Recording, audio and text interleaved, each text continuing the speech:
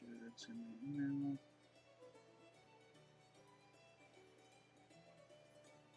Yep.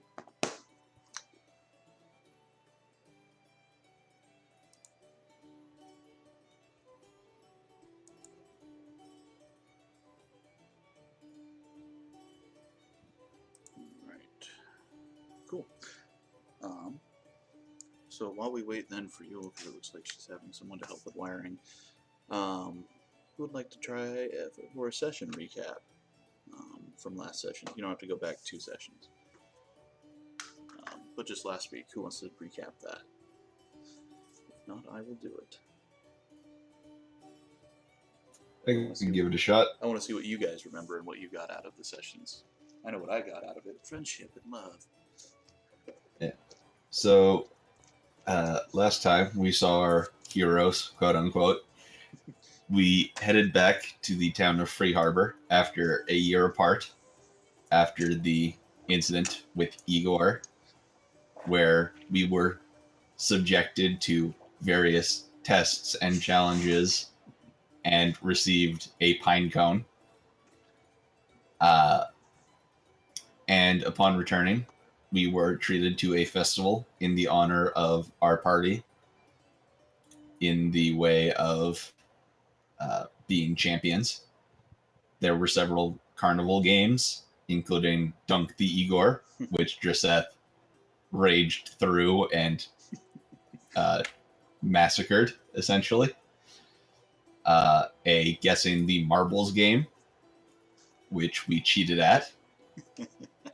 A Pull the Lever game, which we cheated at. Yeah, no, that one was actually, you couldn't cheat that one. Yeah. A drinking contest, which Krog won handily due to some terrible dice rolls on the part of both the DM and Sana. Yeah. Mm-hmm. And then we were all called to a main stage where Igor revealed the automaton Gregory, who was an iron golem who was going to help the guards, upon which Driseth tried to make a bet about the iron golem going insane, killing Gregory and attacking everyone, upon which that happened. And we slayed Gregory viciously, despite some people trying to talk to it. Driseth was fighting a robot. So we wailed on the robot for a while and killed it, and then returned to the inn where we drank and went to sleep. Yep, sounds about right. Anyone else have anything they want to add from that they did or Driseth missed out on? No, but I just learned in a plot twist that it was Driseth, who actually is a wizard, who made all of that happen. Yep. That's what it was. He You guys... foresaw it, in air quotes. You can see the future, everyone. This one can see the future at a rate of 1 second per second. Amazing.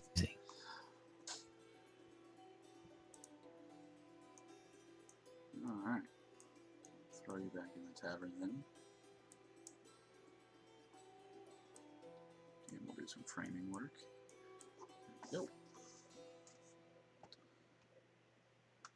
Probably also join you on that tavern screen, yes. I'm on another window. You guys partook in some local delicacies from Santa's homeland. Some of you enjoying it more so than others as well, resulting in Riss burning his tongue for the evening. I've recovered since then. You've definitely recovered. I believe. Then. Yes. Otherwise, all right. No singing or anything like that for you.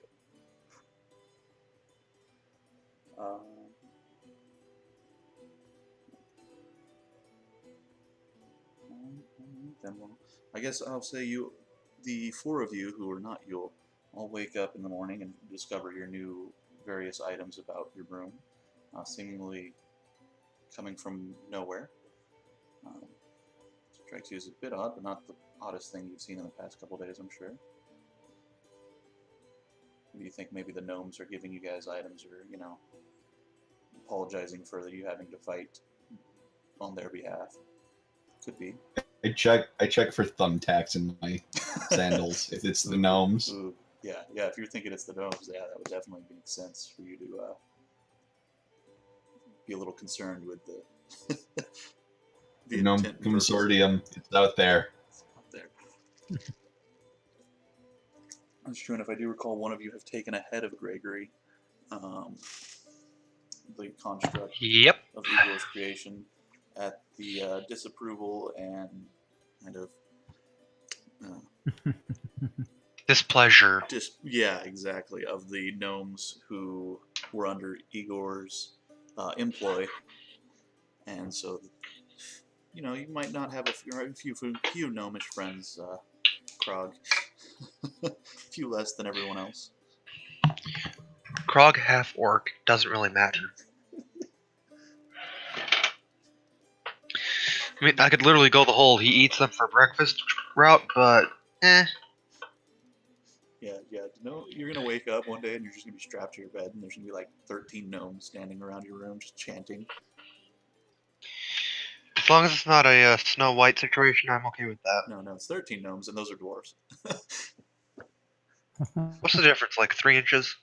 Yeah, like a foot sometimes.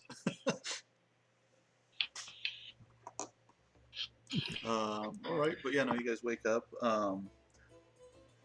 The tavern seems kind of quiet this early in the morning. They're just serving the breakfast to the inn people who stay at the inn. It's not like they have the bar and all the full service going at this time in the morning. You're all free to discuss what your plans are going forward. You guys think you're going to be doing?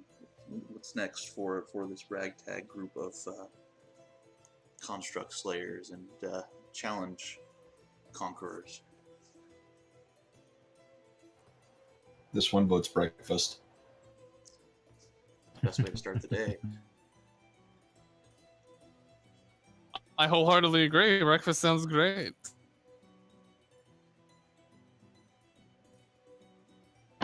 Why not? I'd just like to point out that the head of Gregory is in Krognak's backpack. The gnomes note that fact. I mean... And they're free to. No. So, you're served food. It's kind of meager continental breakfast style. You got your muffins, your bagels, your assorted cornflakes.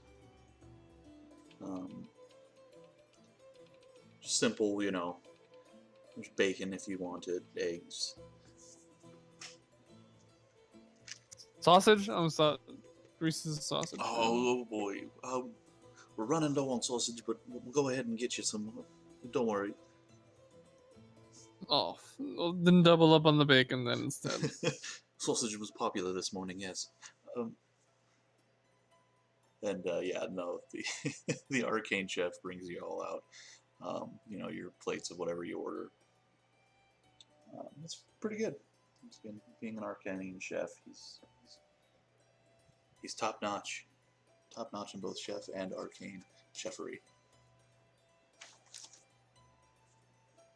I imagine Sana comes down like just a few minutes later or whatever, having straightened his robes up or whatever, and said a few words of prayer and whatnot, and also over this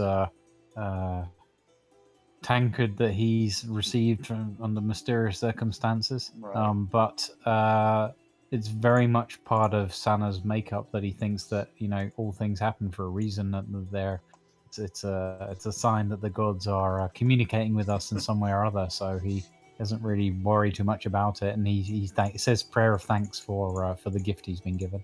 And then as he sort of strides into the room, and that I think he would, if there's like a breakfast bar or something like that, he's going to go over and no time like the present to put this thing to use. Kind of pour himself an orange juice or something, All right. or a carrot juice maybe. Yeah, I mean they have either or. Yeah. Yeah. So he's going to pour like half carrot juice, half orange juice. You've created orange carrot juice. Yes, and then he's going to put a V8. tiny little tipple from his personal flask into the top of it. Just a taste. Yeah, you just put a little bit of it in there. You proceed to, everybody else at the table. Mm-hmm. I would imagine, Yeah, imagine he kind of strides across and he's like, good morning, friend. And then takes like a big sip out of the flagon. Thank you. All right. There's a noticeable lack of Driseth foot smell. Mm. Yeah, I would say all of you are like, wait a minute, Driseth's got shoes on his feet. What? Are his like little talons pointing out of the boots? Yeah. The sandals. All right. It's like if you put shoes on a raptor. The claws are like just coming through the top of it. Sana is kind of like standing there drinking, and it's like one of those, again, he's making big, overly dramatic motions, like moving the tankard forward and then bringing it up to his mouth and drinking from it, and kind of, again, one of those kind of, don't look at my new thing, but look at my new thing. Yeah, the fancy, like, script of Sana on the side of it, and then, like, where the A at the end of it comes off, it's like a little tiefling tail. And you didn't think you put that much, of your flask into this, but geez Louise, is it strong.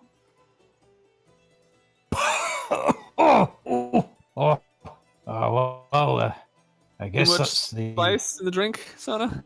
Well, you could say that, yes. Well, if the good lady deems it so that... Oh, wait a minute, I need to sit down a moment. Look, I've been gifted this tankard. Quite fancy, wouldn't you say? Yes, but it's no limited edition Driseth style mug that I got yesterday at the festival. True enough.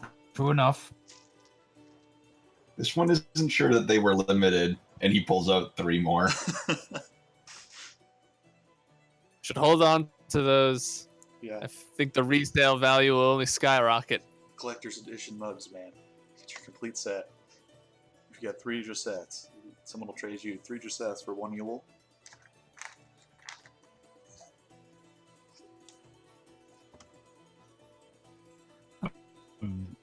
Say there, Joseph, I couldn't help but notice, are those sandals? This one thinks the Gnome Consortium gave them. This Oh. one can fly now. And he just, like, hovers several feet in the air. Well, that's a thing, yes. Huh. Well, look at that. Even our dragonflies now. Marvelous. Takes another swig out of the tankard, but a little bit cautiously. Yeah, and Driseth will sit back down. You say the gnomes gave you that, did they? Did you check for tax underneath? They like to play tricks. This one did. Good, wise.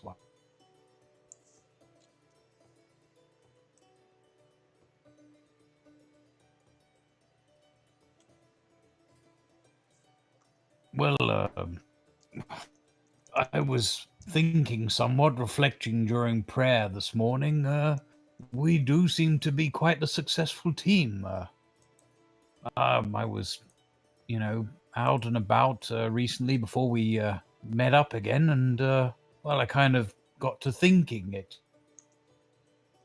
One thing to champion and lord over villagers we've clearly already mastered, but I think that would get a little bit tiresome quite quickly. Why should we keep our prowess as a unit from the rest of the realm? I mean, there are people everywhere that need to hear the word of Lysella. I like the way you think, Sana. If it wasn't for that mysterious happening that happened to me a month ago, we would have never split up. We would have stayed together, and by 1 year, we would have already been known throughout the realm as the mightiest heroes and champions. But there's still time to make that possible. Well, I bet it's somewhat of an over dramatization. I mean, it was only a week, and he kind of like looks at you and winks. It's a month. Sorry. This one is confused. This one thought it was a year. Well, We went over this last time. hmm. There was this room. I don't remember. Whatever. I don't like to talk about it. Such... Drusilla leans over to Sana. This one thinks the pretty one has a drinking problem. Well, it does seem that way. As At this rate, I'm probably going to have to develop one. Well, you've come to the right place. Here, take a nip from this. He kind of... No, definitely not. Last time Sonic gave him something, It was he suffered greatly. super spicy. So at this point, he would be very, very skeptical, whatever, of drinking or eating anything Sonic gave him. Mm-hmm. Also, this one agrees that we should travel together because this one had a bad year. Don't worry, Jess. Nothing bad is gonna happen ever with me around. Unless this one gets caught in a room. Maybe. I promise you all, I will never die. Mention. I'll Well, protect yes. us. What about you, Krognak? If you don't mind me asking, what exactly did you do with that trophy you took?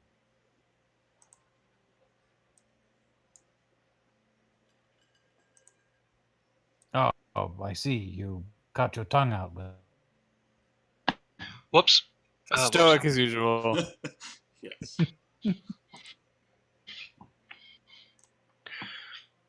Well, Krognak, do you want to experience a life of excitement and the glories of the word of Lasella being spread to the realm? No. What say you? Sana just kind of laughs that off like, of course you're joking. Yeah, how could he possibly say no? Yeah, it's almost like he doesn't believe in higher powers.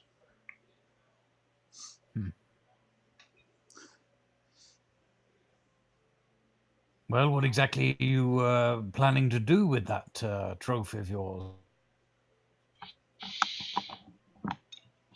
I'm going to have somebody.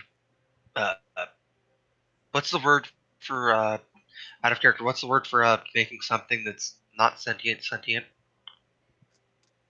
It's like awaken, isn't it? Oh, probably in spell terms. You want a That's sentient for like table plants lake? and animals. You can animate it, Yeah. but Yeah. I don't know if that would give it the like intelligence. Oh, I think see. it's- A gnome skull golem of sorts, yes? Interesting idea. If I can't get it to talk, I can always use it as a helmet. Which is what I thought you were going to do with it. Is it a little big for him though? It is a little big for you. It'd be like, putting a... Darth helmet from Spaceballs. Yes. Exactly. I mean, that would be interesting. But it's great because every time Gregory talks, Drog's face is revealed. And so it's just like, because you just have the flapping jaw. Yeah.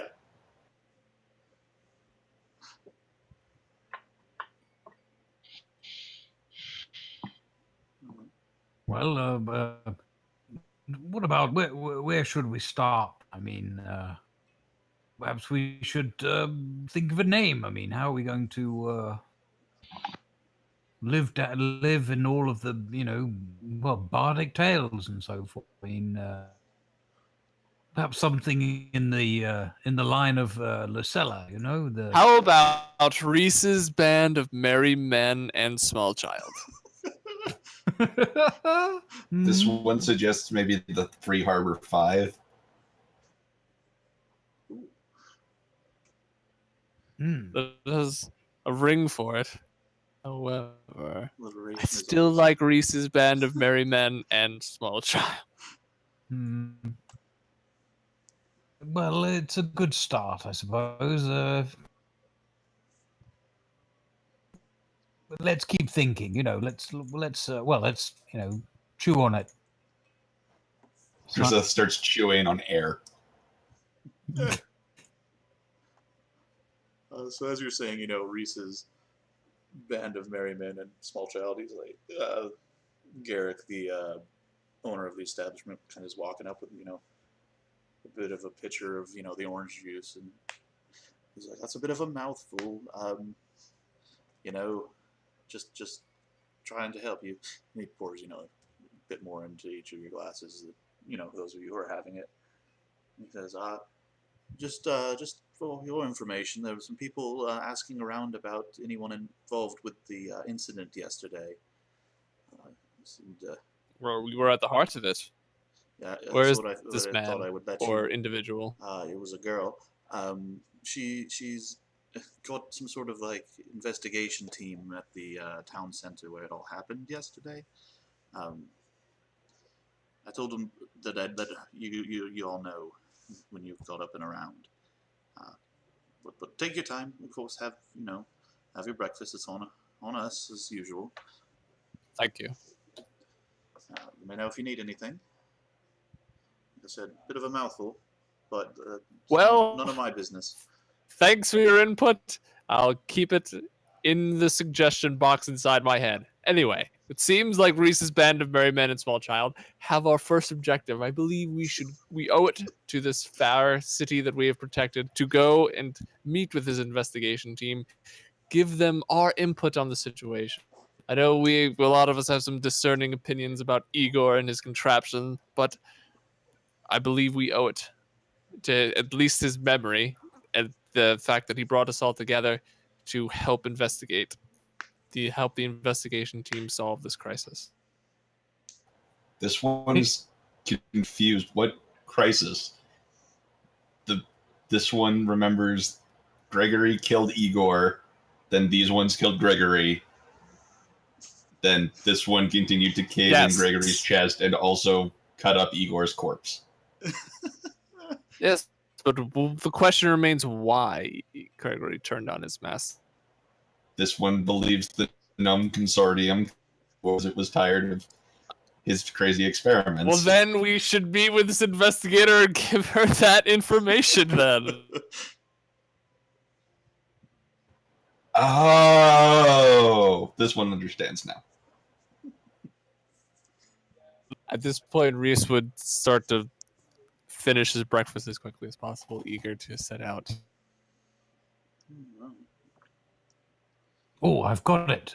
Sana's Saints. Alliteration. This one doesn't think it's a good idea to put names in it. How Oh, about this? fair enough. One should be humble. You're quite right. Considering Igor's death and our first objective be to avenge it, we shall be the Avengers. That's quite catchy.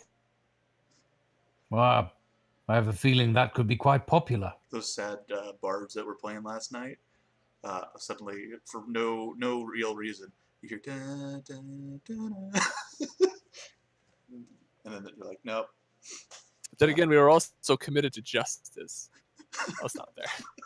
Oh, the Justice League Avengers. The Avenging Justice League of Reese's Merry Men and Small Child.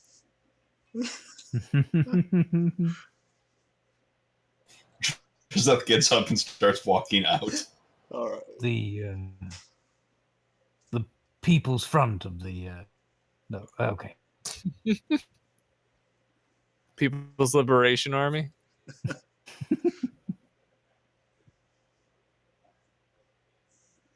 me see. Make sure. Is like Yule with us just like as like a No, I'd NPC imagine at this she's point, or kind is of. she in a I'm just gonna room? have her up in the room for right now, and then if she comes in, Okay.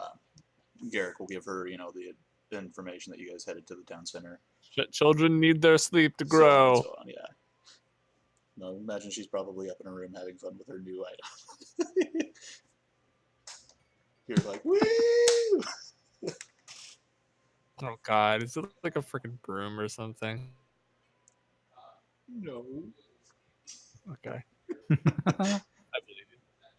Good. Always believe your DM. Always. All right, so you guys head out back to the town center, Yep. which is a circle, but it's also a square. All right. The circle square. The circle square. Yes, that is, it's at the juncture of Circle Street and Square Avenue. And you guys are down towards the bottom now. But no Yule.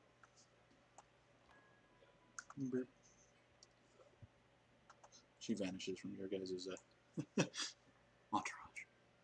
So is it return to business as usual aside from the Yeah, corpse there's still of the the giant large monster? construct body still sitting up there, decayed and stuff like that. There's no more Igor corpse, obviously. They, probably at whatever temple or church he was involved with, to be entombed or whatnot. But yeah, no, there's a lot more activity. It kind of had died down yesterday when you guys were in the crowd. Like there wasn't any like vendors selling anything, because they were involved in the announcement and presentation of Gregory. So it was kind of dead. Now they're all kind of back up and running and selling things. It's business as usual.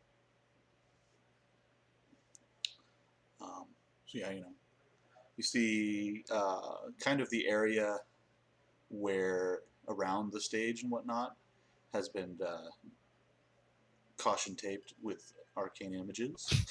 It says, Order of the Eye investigation. Do not cross. And it's taped out. Hold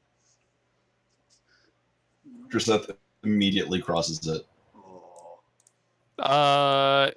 Order of the Eye. Do I know that? Roll Organization? Dang me and my not drawing abilities. Yeah, you can roll either Arcana or History.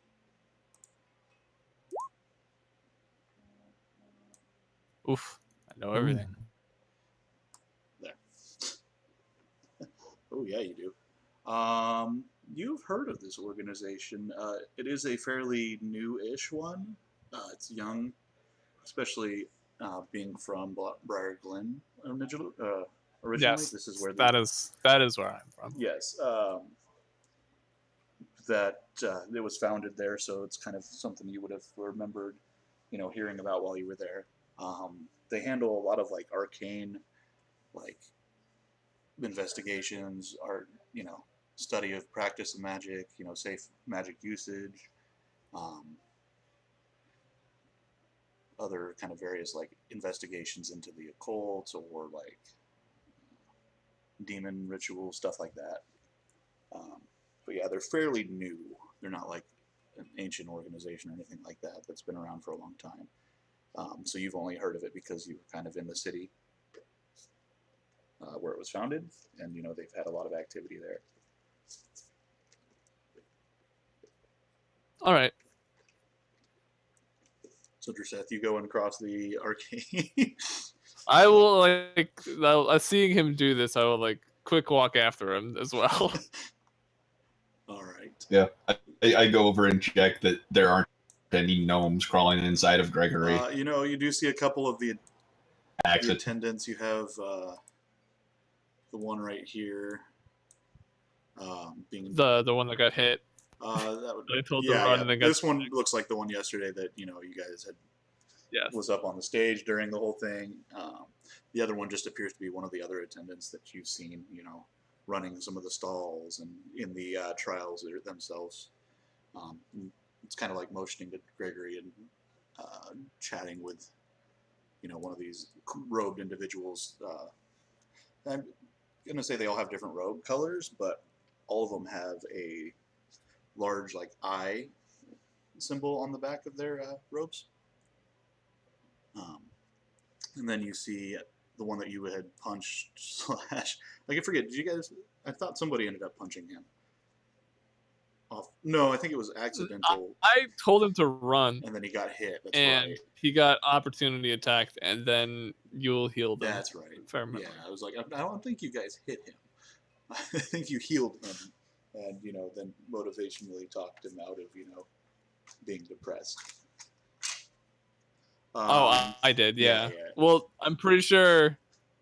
At that point, Sana and Drassith were just like insulting the shit out of Igor and everyone because he was. And I was like, and I gave him a pep talk before he ran away. Right. NPCs in the Northeast region. So seeing that individual, you guys are like, oh yeah, hey, there's that guy that we helped out yesterday, and he's talking to what appears to be another small. You're like, what is with all these small children running around and doing things? Long blonde hair that like almost touches the ground, wearing a cloak that's way too big for her, and she's like holding a grimoire under one arm and like taking notes with a mage hand in the other. And she appears to be an authoritative figure with this group, because you see as Draseth crosses the line, one of the mages like look at her and look at Draseth. No, don't cross, please. Please step back. This is an order of the eye investigation. This one has eyes. No, you have to be a member. You don't cross the line, please. And he like starts holding up a hand. Just like, is he like stopping me on the other side of the line? Oh yeah, he's like trying to kind of like guide you back outside of the area. This one is the one that caved in Gregory's chest. Yes. Hello, hi. We are Reese's Band of Merry Men and Small Child. Absent small child at the moment. Don't worry about it. Anyway, we, you may know us. We are the champions of the challenge that happened a year ago. This festival that has diminished since yesterday was actually in our honor. And during the festivities, this golem of Igor's invention went mild, and we subdued it. And we are here to help your investigation in any way possible because we're just nice guys. Oh, all right. Hold on a minute. Belle, we have some people that need to talk to you. We're here with the investigation. I can finish up with the gnome if you've questioned him enough. You see her like hold up a hand, like one finger, and then the mage hand that was writing stops. And she turns and looks at you all. She's wearing like a half mask, if you would. Like it covers half of her face. And it's porcelain. Just blank and like pure white. She begins walking over to you. I'm sorry for what? Hold on. She snaps her fingers again and a second book appears. This one with its own quill that began writing notes. All right, you said you had something to do with the investigation, right? Is this person also a gnome, or is it like a small human? No, it would appear to be a small human. Has this one heard of the gnome consortium? The gnome? What? No. Okay, don't worry about him. Anyway, we were the people who fought and disabled this monstrosity. And we are here to assist this investigation in any way possible. All right. Is there any questions we could answer? Name? Her name is Reese Ardis. This one is Draseth. Mm-hmm. She looks at Krog. They're in the way back still. What did I do? I don't know. Did you guys follow them up there to help with the investigation, or did you and Santa just kind of like hang out back in the wings? Oh no, Sana would be up there with them. Okay. I figured you guys would have probably followed. Yeah. Okay. Names. Oh, my name is Sana. I am also a member of Reese's Band of Merry Children and some menfolk. The name seems to get longer every time I hear it. Reese noticeably winces at the Sana incorrect. smiles, thinking he's got it right, and takes another swig from his flagon. These ones are working on it. I see. City of origin. I come from the great city of Bryglen. I see. And you, big one? This one is from Clan Blackwing of the plains of whatever the eastern continent is. All right. Yeah. Okay. You, Sir Sana? You said your name was? That's right, Sana. Yes, I hail from Beezer, Jewel of the East. And your silent friend, is he a mute? No, I just don't like you. It takes him a while to warm to people. Does this small one also know our small one? And just like puts a hand down to like his knee. It's like All this small people know each other. Yeah, this tall, also magical Yule. No, I'm not sure what you're implying, but no, I have never met a person named Yule. Yulin is another member of our group, champions. I see. I'll mark that down. Fortunately, we do not know where she hails from. We'll have to do a further investigation then. And you said you had taken care of the construct. Was it acting weird before it? Oh, yes. You see, I will regale you with a tale. At this point, Reese would go into a very long spiel about how Igor was presenting this new golem, his creation, and then it tragically slew Igor. And at that moment, Reese heroically charged the construct, and with the help of his friends, defeated it and saved the town from, of course, imminent destruction. The story seems rather embellished, but I will mark it down regardless. Every word is true. I guarantee it. Interesting. This one took Gregory's head and just a little like point to Krog. I see. You've taken evidence from. We were wondering what had happened to the head. Yes, he did, but at that crime scene or anything, we were merely removing the head so Gregory did not get back up and continue his rampage of evil. I don't know if he was necessarily evil, but I feel like destruction. I should point out that Krog is wearing Gregory's helmet now. Oh, the comically large helmet. Yes. I see. That was a very odd-looking helmet. It does make sense that it came off of the robot construct. Don't Yes. suppose you'll need it back. I do suppose that is true.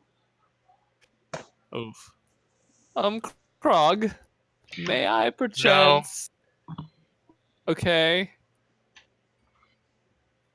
We don't really want to get in trouble with the authorities, Krog. His voice kind of cracking as, yeah, okay, I understand. Well, you see, my friend here is not from around these parts. And when he takes in battle, he would like to keep it. He's grown fond of the helm, as you I mean, it looks a little awkward, but he really distracted. Is it absolutely critical that you have this helmet or I helm suppose if head you would let head us helmet? investigate it briefly, we can return it to you after a short amount of time. There is nothing left in the head anymore, but you That can would have be the bundle of. appreciated. Oh, then we reached a agreement, Yes, a a compromise. compromise. Yeah. All right, then yeah, I assume Krog pulls out copper brain. I mean, it's more of like a mesh of gears and like there's a crystal or two in Metal. there, and then yeah. She pauses as you're like pulling this out, and then you notice there is a floating disc. She kind of waves her hand, and a disc appears next to you. You may place it upon there. I was confused. Gregory killed Igor because Igor feel pain. This one feels like that was a mistake. Yeah, that was one of the things I was going to admit. The construct seemed to have developed some sort of sentience and feelings. I see. So, This one doesn't think Igor was really that smart. That's why we were hesitant at first to do battle with it, but the safety of the crowd seemed to be more important than the feelings of the cold machine. This one wasn't hesitant. This one just hit it with an axe. I know I was trying to cover for you. All right. This one can demonstrate, and the axe comes off the back. no need. Yes, there's no need.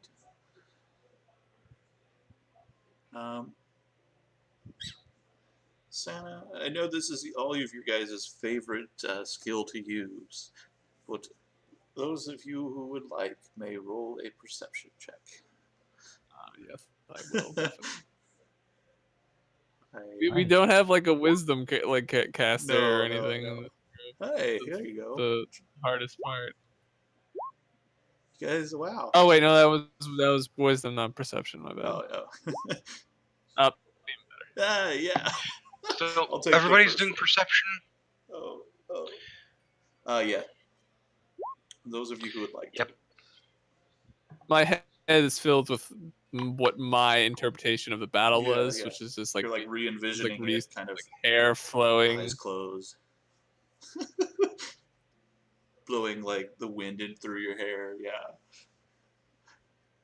like a bit. Yeah. You're the best around is playing in the background. Yeah, pretty much. Nothing's ever gonna keep me down. Yeah.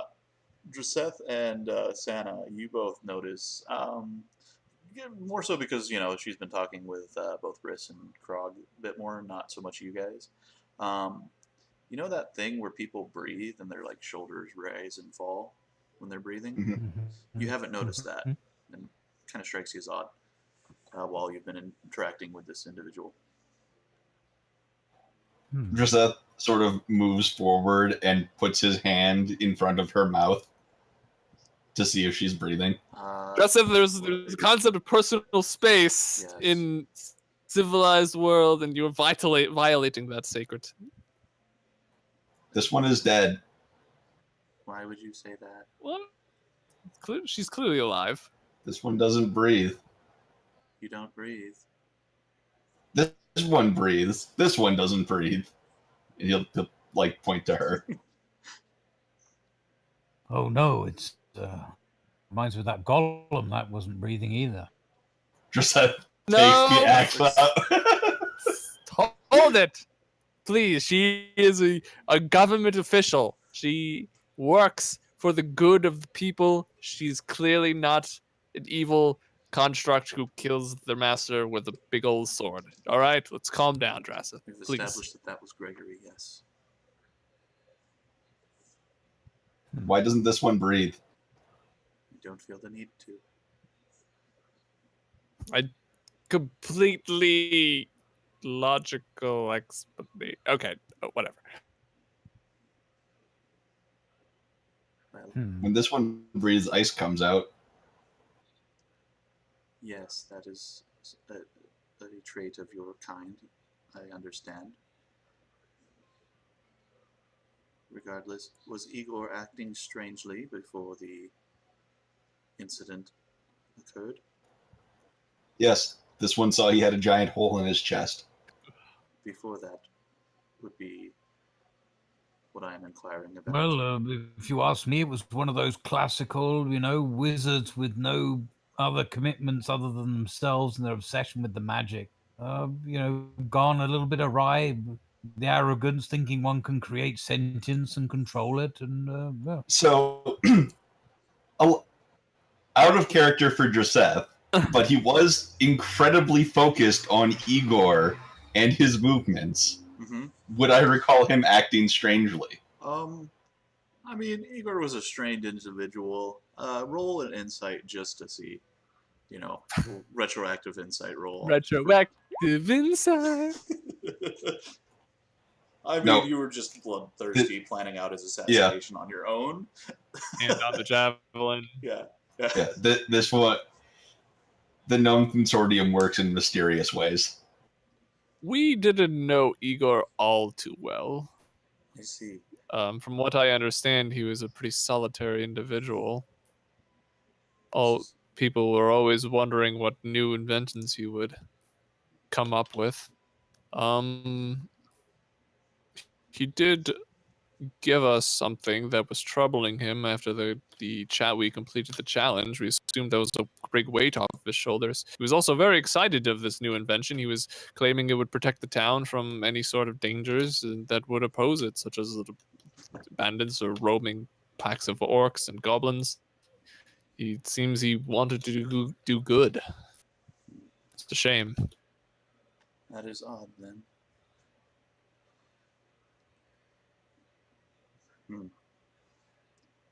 Well, if that is all the information that you have in regards to this investigation, I thank you for your time.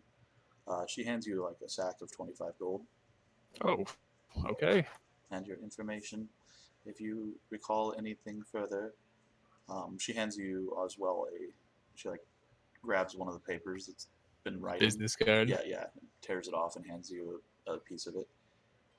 If you have further things to add, please feel free to write your name and location on this paper, and it'll take care of the rest. Was there anything we could do to assist? I'm always justice be done. Need to prevent further incidents like this in the future. She looks over at like the stage with the construct. Clearly, we've proven ourselves capable of dealing with dangers. Yes, this is true. Perhaps you can be of some assistance to our field workers. It's currently investigating some odd happenings in the forest north of here, possibly related, possibly unrelated to this incident itself. Well, I'd be glad to assist, and I'm sure my band of merry men would join me. Am I right, guys? Well, don't forget the children. But yes, of course. Child is absent. We've confirmed that. I'm not incorrect. Anyway, yes. We will be glad to help. If I might inquire, I mean, I don't mean to pry or anything, but, well, I suppose essentially now we're agents of your order. Allies. Right, yes. Token. Yeah, merry ally. That's right. The son is merry. Anyway, thumbs up. Have you experienced something like this previously? Sentient golems gone awry.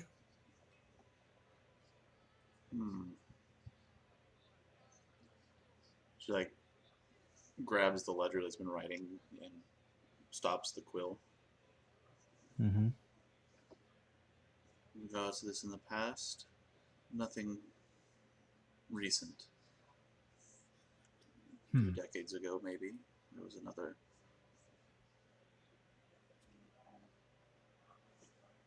But as your only allies, and not agents, that is agent information. Can't be giving away discreet knowledge Well, to. maybe you could share such information with us after we've returned from solving this crisis that you've assigned to us already. Perhaps we will talk then if you are still with us in this world. Uh, I assure you we will be. Good.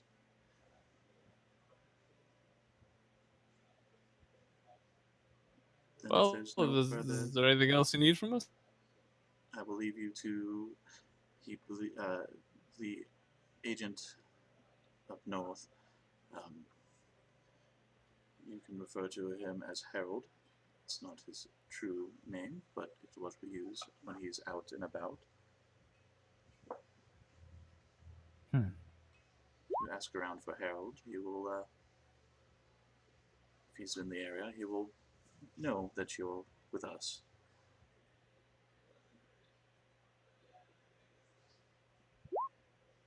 Thank you. Yes. Well, merry men, that turn to the group. Be ready to go on our way. Well, quite. Again, the sellers clearly set a path for us to follow. Excellent. By the way, did you hear that one? I mean, thinking they're hiding information, the seller sees all. Sanders clearly somewhat inebriated. Yes.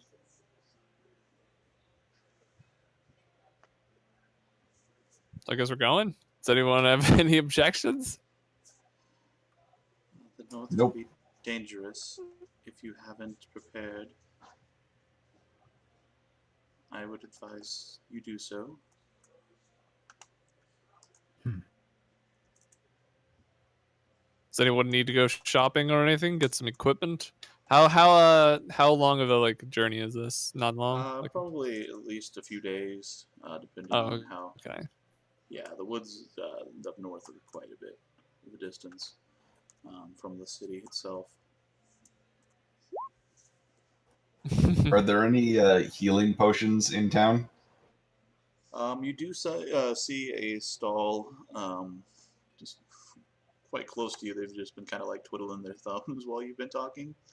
But these two elven-looking gentlemen have a stall chock full of different kind of vials and potions and this, that's, and whatnots. Do these ones have healing potions? Healing potions? Yes, yes. Of course we have healing potions. The blonde individual kind of like does one of those hair flips and gives you like a smile, like the $1 million smile, like yes, yes, come right this way, and it like lifts the flap into the small little tent that has all the potions and whatnot, and it smells, earthy and very like different spices and things. I mean, I'm not sure how well you are knowledgeable about potions or alchemy, that process. Not even kind of. Yeah, no, there's a bunch of weird like plant things in here and jars, and there's a pot that's on the fire. I would have followed him in order to keep him out of trouble because that seems like a good idea. large dragonborn barbarian walking into a potion shop, bowl of china shop thing. Yeah, you're gonna buy very similar.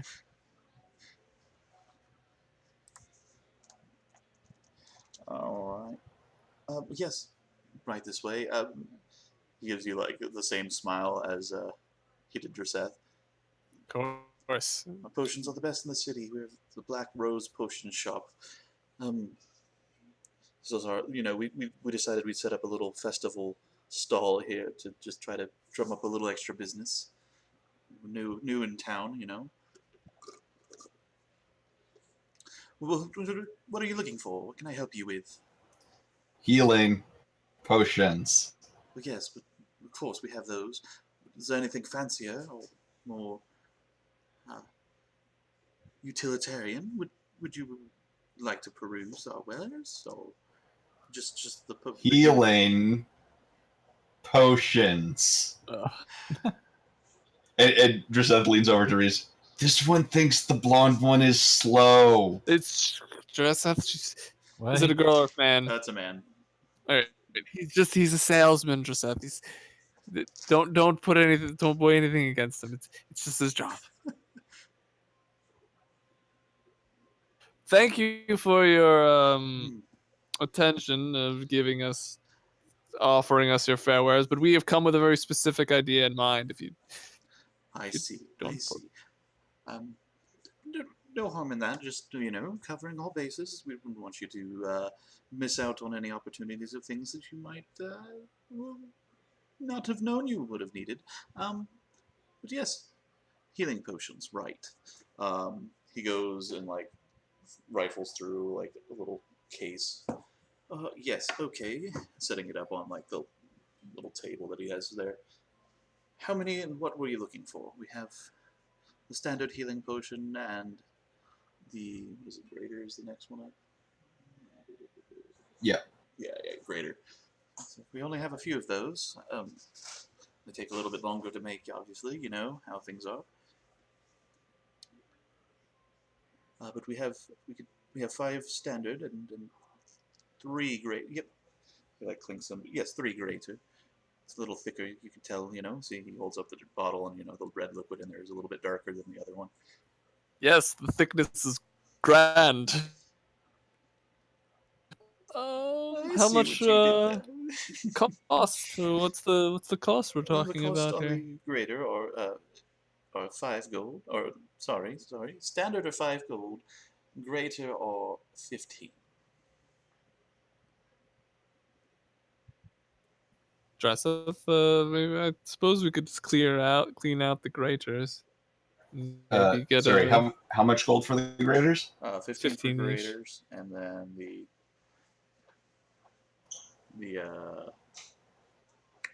standard were 5. 5 gold for standards and 15 for regulars. Graders. Oh, 15 for graders. And how many of the regulars do they have? Okay, so 5 regulars, 15 graders, and then they cost. No. They have 3 graders Okay. and they cost 15, and I didn't catch how many regulars and they cost 5. I said we could clean out the graders. So that's 45. And then how many regular potions of healing do they have?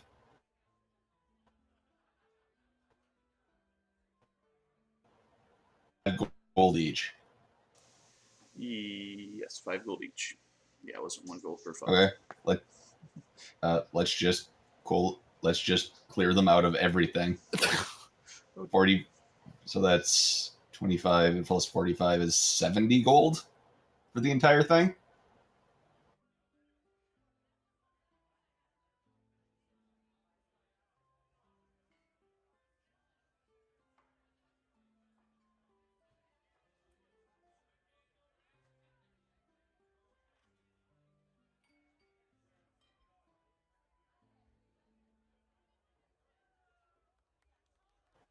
Yeah, Joseph will just pull out 70 gold and put it on the table.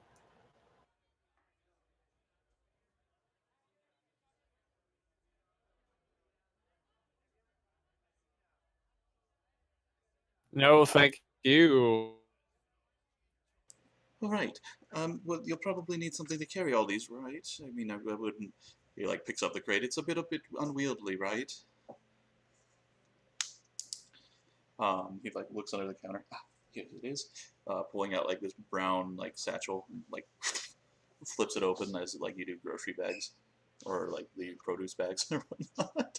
And you see him just like pick up a potion, throw it in, pick up a potion, throw it in, pick up, repeat that process several times, and you're like, oh, he's gonna break them. And he like hands you the bag, and there you go. Thank you very much. Pleasure doing business to you. We shall return someday, I'm sure of it. Yes. Maybe if you'd like to check out our main shop, it's down the street, and as he's kind of like ushering you out, he points down the way a little bit. we'd love to have your business there. I mean, if you're going to be back for more potions, especially these healing potions, they seem to go rather quickly. We'll make sure to try to keep a stock of them for you. Thank you very much.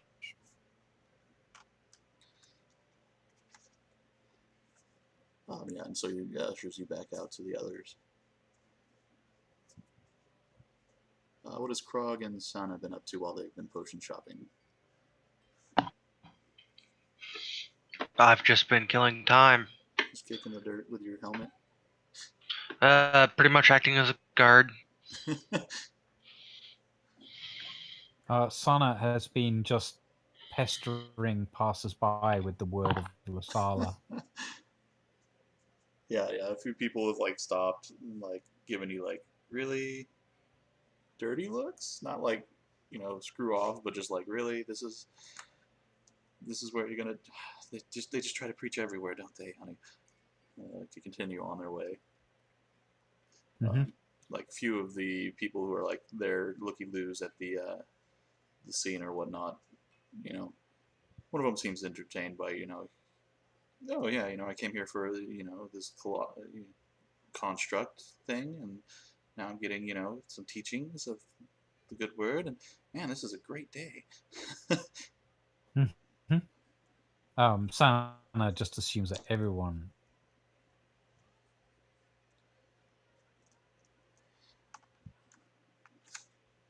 He just assumes that those who seem a little bit more contrary or whatever are just confused, and that they'll see the light soon. Playing hard to get.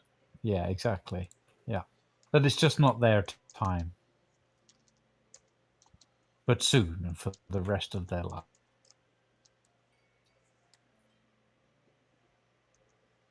We have returned. How went the shopping? Fantastic. We bought a bundle of healing potions and great price, if I do say so myself. Healing potions? Well, that's funny. All I need to do is carry some of these alchemist supplies with me, and hey presto, Lasala furnishes me with all that we need. But oh well, I suppose never hurts to have a reserve. Yes, us heathens have to get their own sustenance.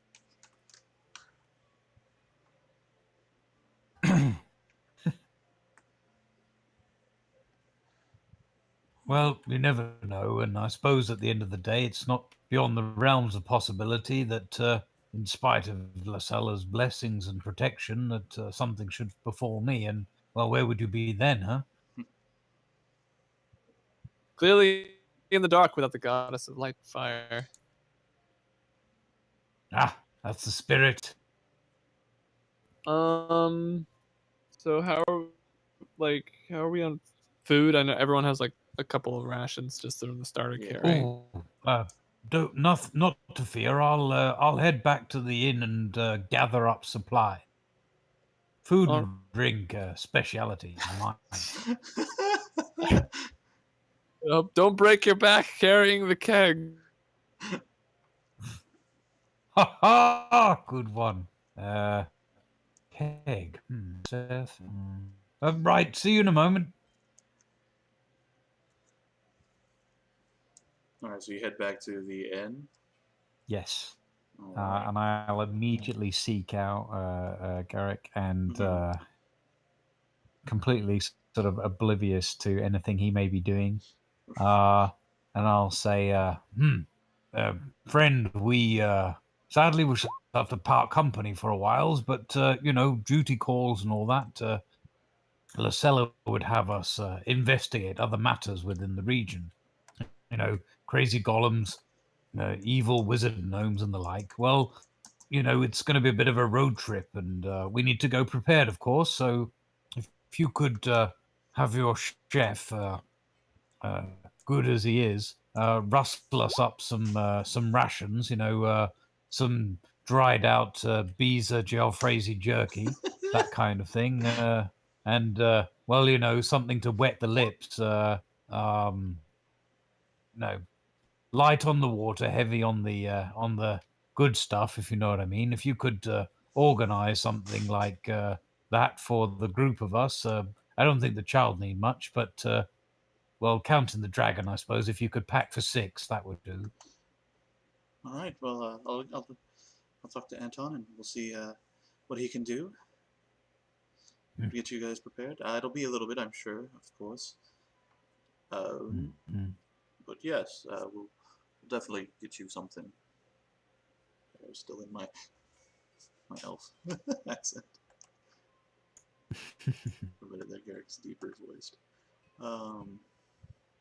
Oh, before I forget, not everybody in the group can, manage the spice, I suppose, of my home tongue. But Oh God.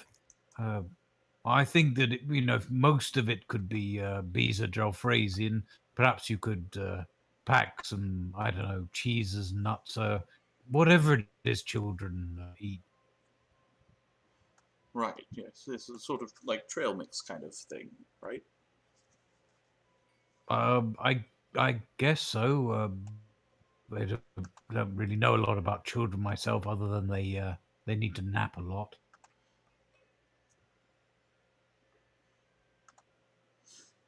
True.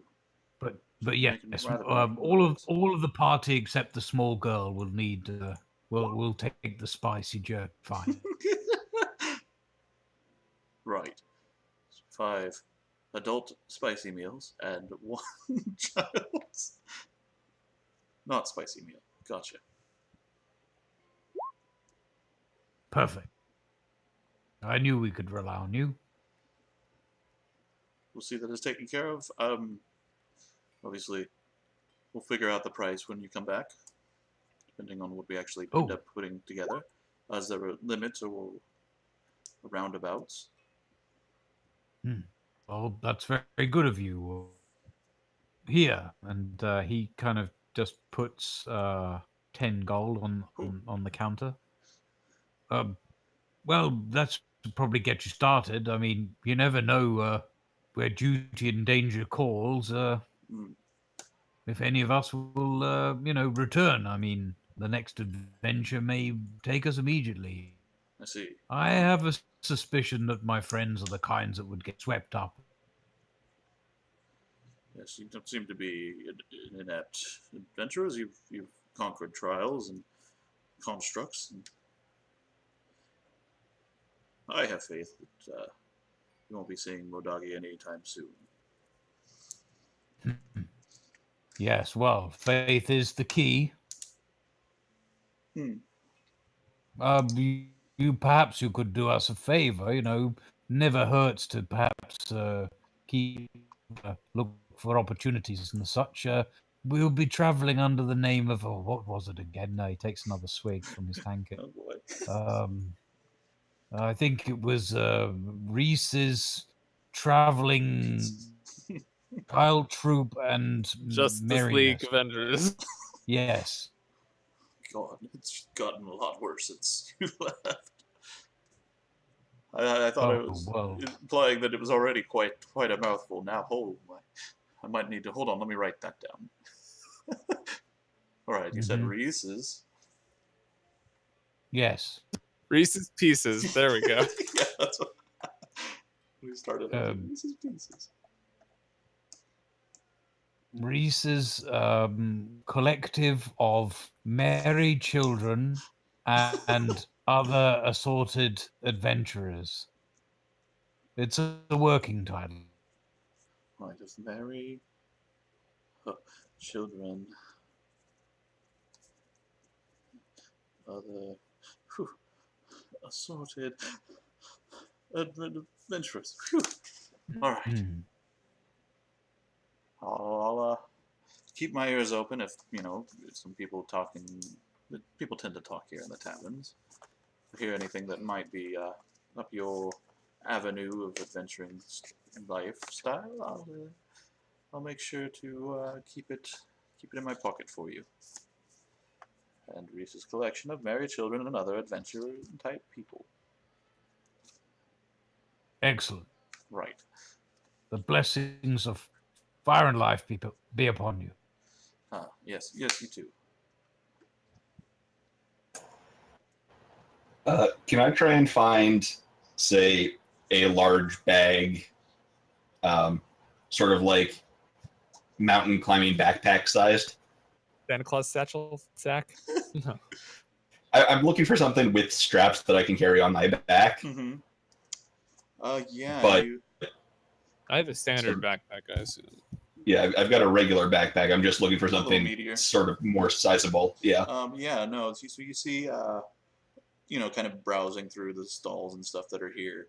The individual over here, the female human-looking individual, she has like a bunch of like adventuring gear and like, come be an adventurer, learn, get the gear here, and like all these like little adventuring signs that are like slogans and whatnot.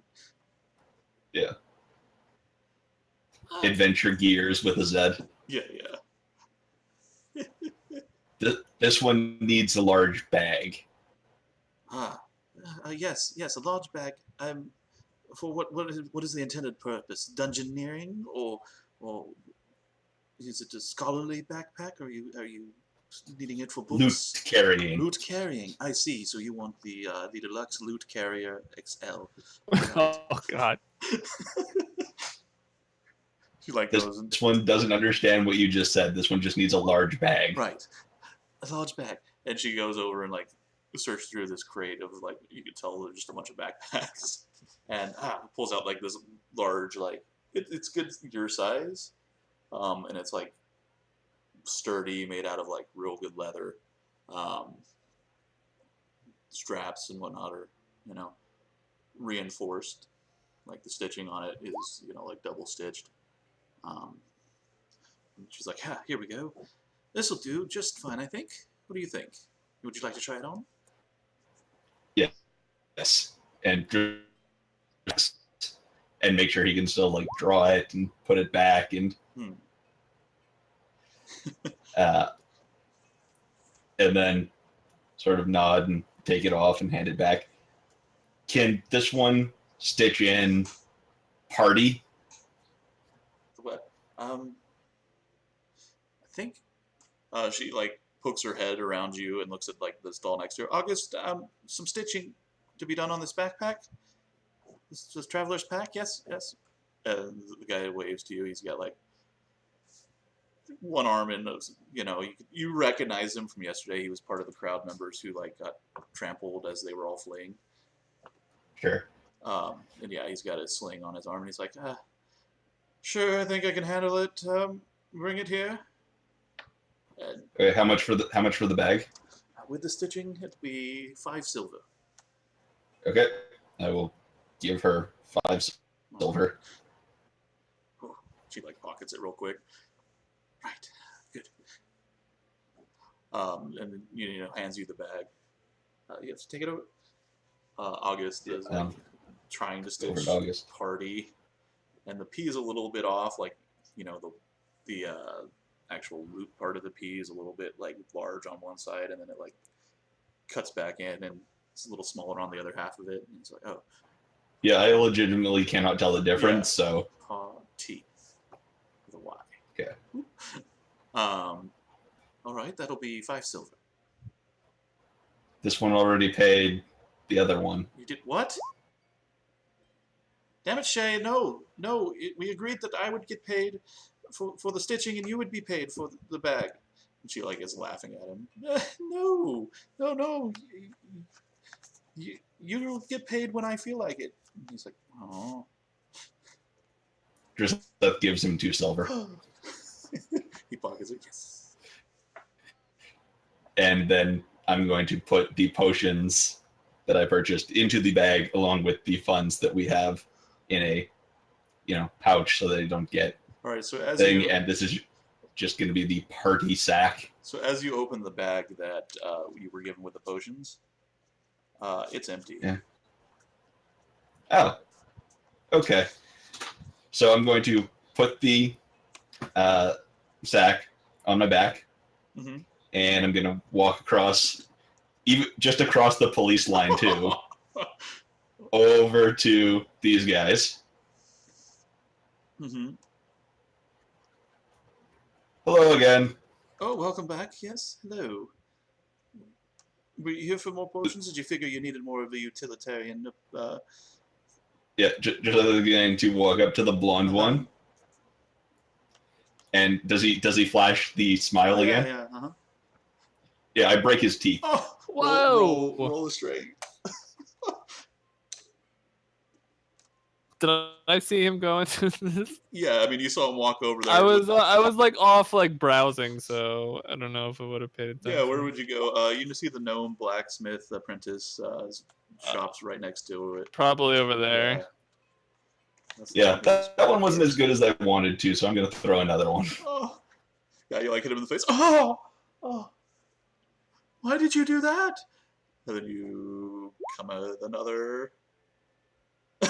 Wow. From the other side. Just like. Why are you beating me? Help me! Oh God, he's hurting me. And just like lift him by the front of his shirt. This one knows there's no potions in the bag. What are you talking about? There's potions in there for you. Oh, I gave them to you. Yeah, you would hear him like crying. Okay, then I would be hearing the sounds of help, knowing that is my duty to help. I would storm over here. What's going on? Your dragon is beating me. Joseph, what are you doing? What's going on? What?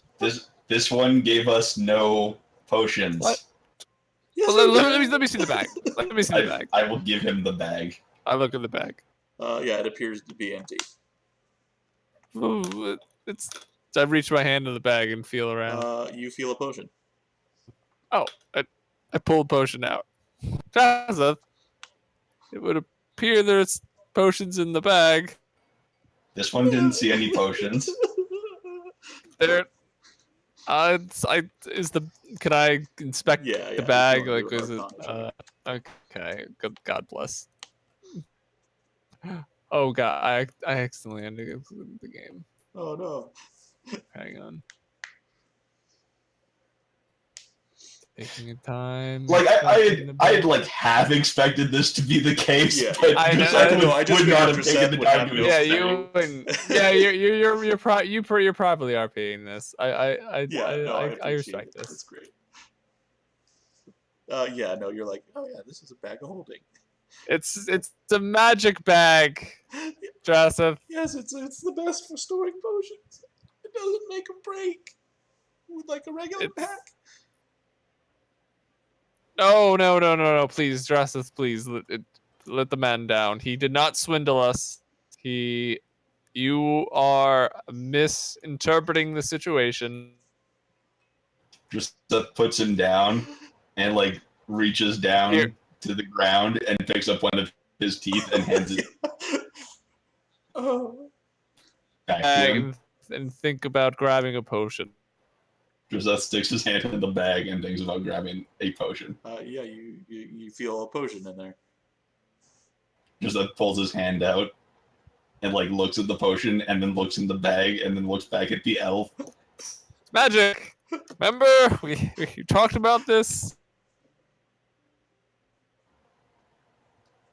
And Joseph like puts the potion back in the bag and then goes into the party sack and pulls out another 60 gold and just hands it to him. Yes, I was thinking the same thing. We sincerely apologize. We thought. My fault. I didn't explain it. No, it's not your fault. Please, we overreacted. You were simply if anything, you were overly generous, and we misinterpreted the situation. We really apologize. Right, Joseph? Please apologize to the man, please. This one is sorry that you didn't explain properly. Santa, I'd say about this time you're getting back to the group. That's the best I'm gonna get. So wouldn't push it any further. I guess we're sorry. We hope that this money will help pay for it. Wait. I reach over. Can I reach over and like I'll cure wounds. Okay. This is probably stupid, but he would do this. Like the swelling on like the side once of the again face. my fucking All my cure wounds are always 1. Yeah, It's cool. Unless his dexterity was -1, I just lightly bruised him. yeah. Well, I mean, Okay. yeah. No, it was 0, but yeah. I thought his teeth came out. That's more than some damage. Is his tooth regrow? No. Oh, But yeah. like where it was like bleeding, it stops bleeding and stuff like that. And like the swelling He's- goes down. all a right. bit. He's got the tooth back. I'm Take sure there's a This dentist in money, town. our apology, and we will leave you before we cause any more trouble. Once again, we are sorry. Oh, right. A great day. Oh, thank you too. I'm sorry. And I ushered Drassith out. This one doesn't like magic. I think you'll come to love it in time, but probably hate it again. It is a fair and cruel mistress at the same time, my friend. I've spent years studying it, and I too do not fully comprehend it sometimes. Joseph puts the bag of holding into the party sack. Mhm.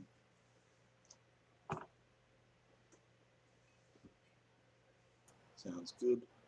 I imagine you put the potions back that you haven't used. Yeah. We put as soon as we took them out, we put them back in. Does anyone else need to do anything?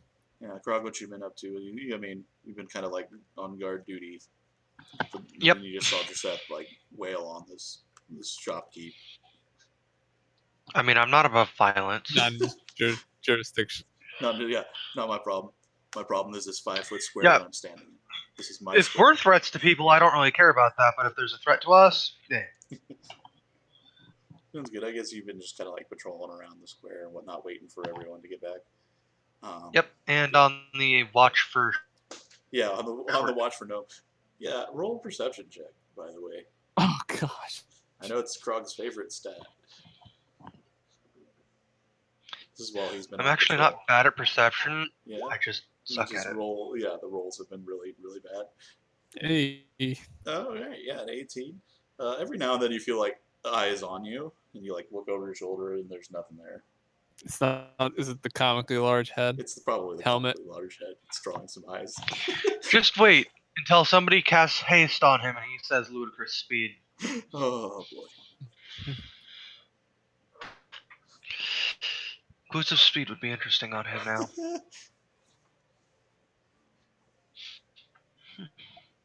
Anyways, yeah, that's what I've been doing. All right, yeah. So as you've been walking around the square, every now and then you get like that feeling that somebody's watching you. It always feels like. And yeah, so that's how you spend your time. Sana, you come back after procuring the order of your rations and trail mixes, and it's like it's in a brown paper, like they're in brown paper bags that are like labeled, It's like there's like peppers, Spice and not spice. Spice, non-spice, spice. Actually, Sana would have, if he'd seen that, he would have adjusted it maybe, walking across so that it would just say children and adults. That makes more sense. He crosses them all out. And it's child, adult, child, adult. Yeah, exactly. Yeah. So you guys have like, I'd say, 10 days rations. Plus whatever Plus we already whatever you have. had already, yeah. All right. Sweet. I'd like it to be canon that at one point when he was kind of 3/4 of the way through that task of relabeling, somebody came up to him that he'd spoken with earlier about the word of Lucella, and he got a bit distracted and engaged in that, and one of the children and adult portions has been switched over, but he doesn't know which one. Right. I will say that's probably going to happen, and I will keep that in mind when you guys dip into the exactly. I so that I already can't know fudge it. Yeah, what's going to happen to me. I already know. No more verbal spells for me after I At a certain point your tongue's just gonna be numb and it's like I'm done. I can't verbal spell anymore. Everyone, forget your bardic inspirations. It's just interpretive dance. Everything's interpretive dance now. Cool. You just need your 3 levels in sorcerer. Okay.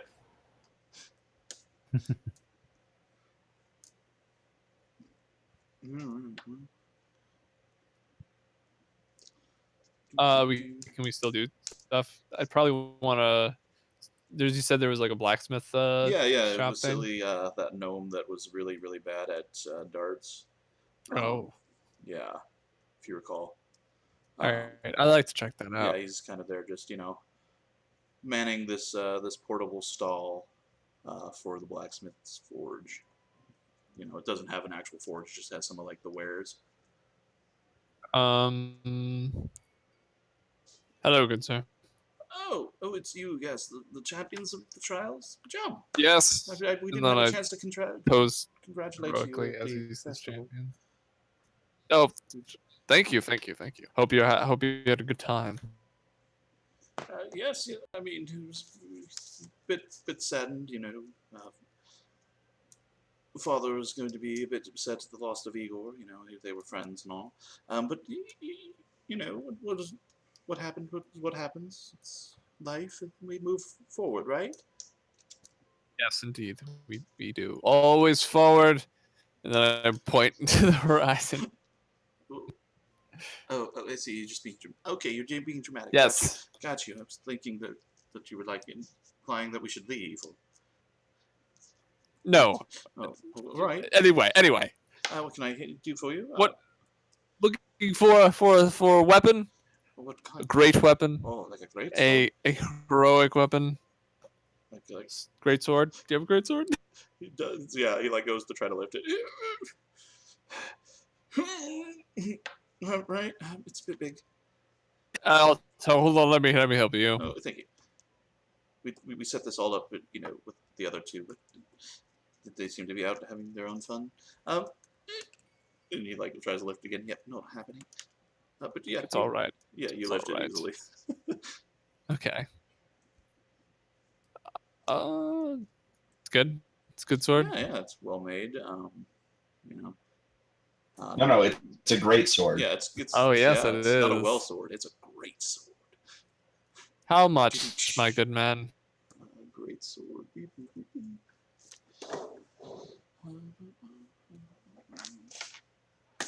Does it offer bring a discount because it's festival prices? Oh yay! That's after that section.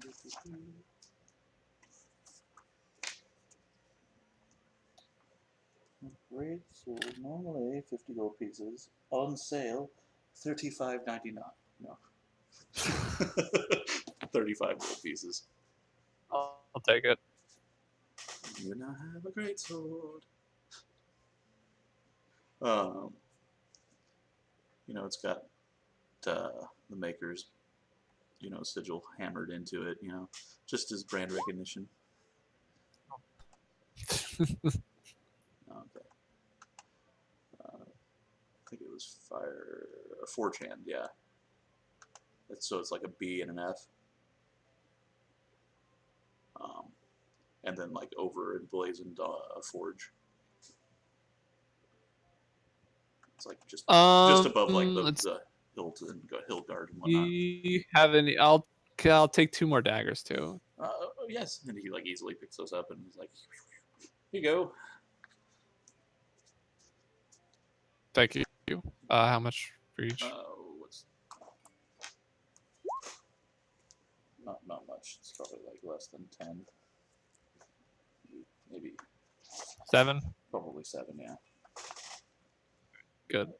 No. Those are 2 gold pieces regularly. Yeah, they're 2 for the 1 gold piece. 2 for 1 special. Okay. Thank you. That's it from me. It's at this point, Krog walks by and he's like, "It has the weirdest helmet.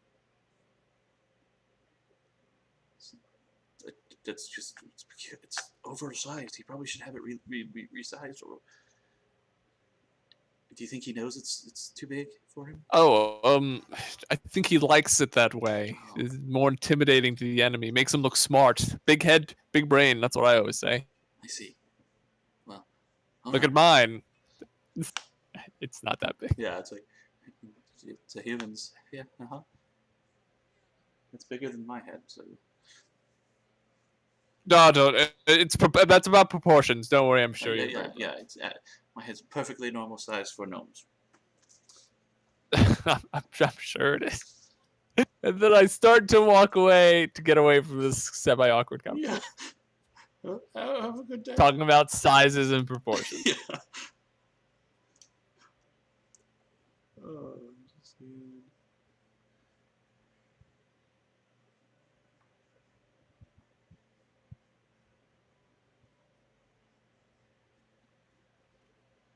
All right. I think then what we'll do is maybe take a quick break. I'll send Yule a message and see if she's going to be how the wiring situation's going with her. Yeah. And see I if was we'll gonna be here. say like while he was at the tavern, he probably would have or should have gotten Yule. Yeah, she's been flying around on a broom. What broom? There's no broom. I know. You walk in, she's like, "Oh, hello." Yeah, but yeah, so we'll go ahead and take a quick break and then Sure. pick up, and then you guys can maybe leave I'll town. be right back. Yep. Alrighty. Seen it.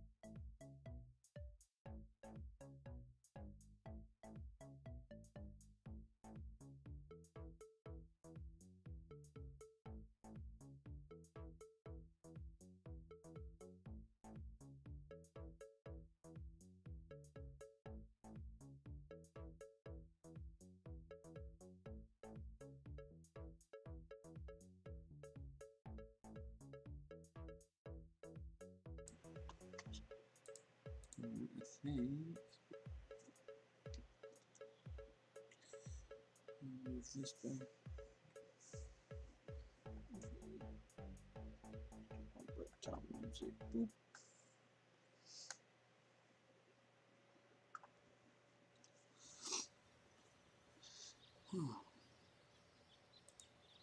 Yeah, I guess you'll say. Whoa. Yeah. Yeah.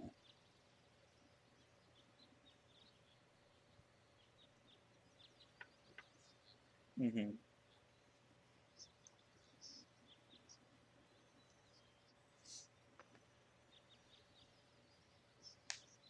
Okay, it has everything.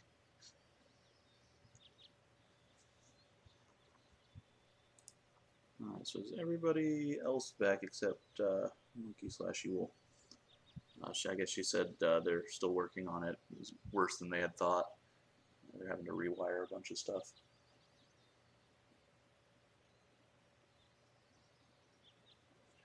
They're tearing open the walls. It's like, oh dear. Alright, Matt, you're back? Oh, well. Alrighty then.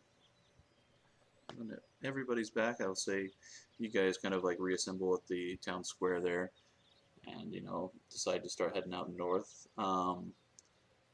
The individual that you had spoken to earlier with the eye, Bell, kind of walks back over to you, handing you a map of the area and like a X marked area, or like more of a circle, I would say.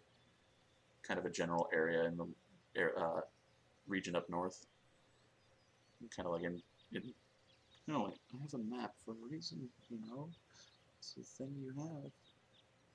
Just use it. You could just, you know, move everybody back over to that. Nope, map. And so I would say, where'd my ambient go?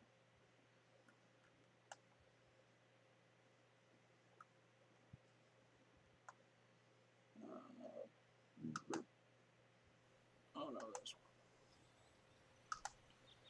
one. So she's got like it circled. I have actually.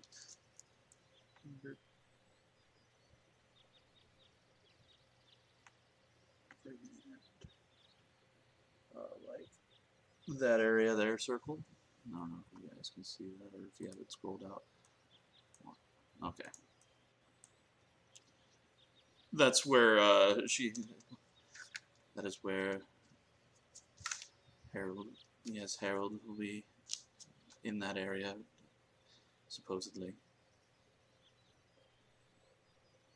Should be able to find him there, or at least in that area. It's a good place to start looking.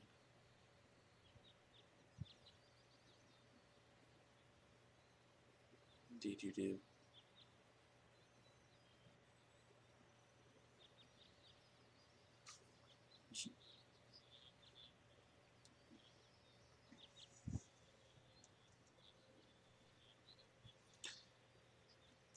No. Yeah, I have an idea for that.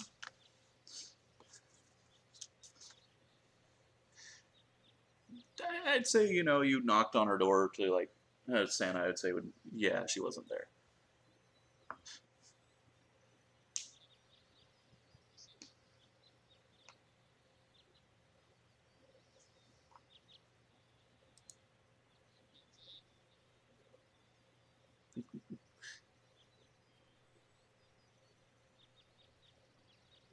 All right, guys begin heading out into the woods.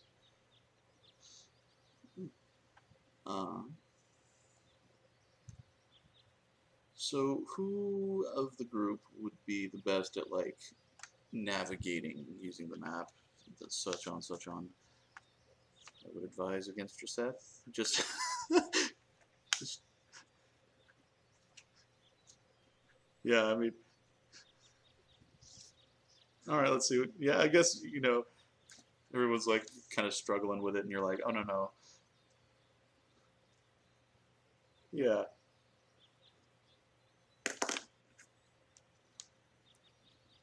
Yeah, I think you're set then. Lasana, you got anything?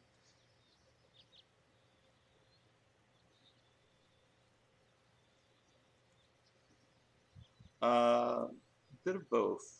So somebody with a nature, somebody with a survival.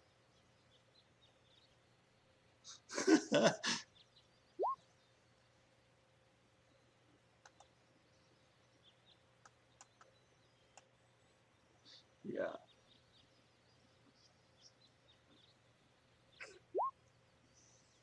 Ooh. Yeah. Yeah. He's like, oh, this plant life. We can do a collaborative effort. I've kind of been deciding between how I want to do traveling and whatnot. Um,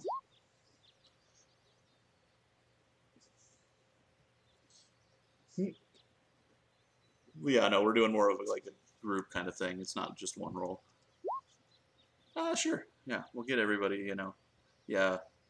Yeah, everybody roll survival, everybody roll nature, and we'll kind of just, especially as you haven't like doled out roles or anything like that. This is the first time you guys have actually traveled as a group, so you all kind of are doing your own. Like, all right, I know how I survive in the woods. And all right, not bad, not bad. Santa, missing. Santa Krog, Seth. All right, yeah, that's everybody, right?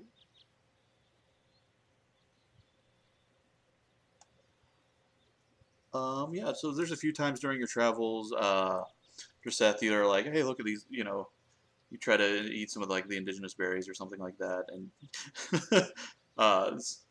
what is it? Santa advises that's probably not good. Those are, berries are not the edible kind. That, um, yeah, have the spicy lunch I prepared for you, which we established that Joseph thinks is not spicy because of his heritage and the fact that his mouth is always colder, so it just kind of like chills it. And you guys make your way north, relatively quiet, no unusual signs of God, it's an aboleth or whatever other monstrosities could be in the woods. No, it's peaceful. Seems pretty safe. You're wondering maybe why Igor was worried about uh, the woods and goblins and orcs and whatnot. Doesn't seem to be any of those abound. It's like the second day of travel or so. I think it takes like 3 days to probably get to where that circle is. Hold on, let me do my arrow thing. Have it set. Yeah. Actually, probably could get there on the second day pretty easily to that area. So you get to see like signs of previous campfire, like campsite or place where somebody had been staying. Oh yeah. You guys are all topped off and spelled up and whatnot. You can re-prepare spells. Those of you who are casters for the next day. As you're out in the woods, because maybe you prepared city spells and not your, out and about spells. It's happened. But yeah, no. So yeah, on the second day, after camping the night, uneventful. You find signs of like a previous campsite, and appears to be some sort of tracks. Those it's like a survival perception kind of thing. To track things, go with another survival for now. Perception as we go along. Whoever wants to yeah, whoever was the top. You're basically going to begin tracking this individual that she sent you after.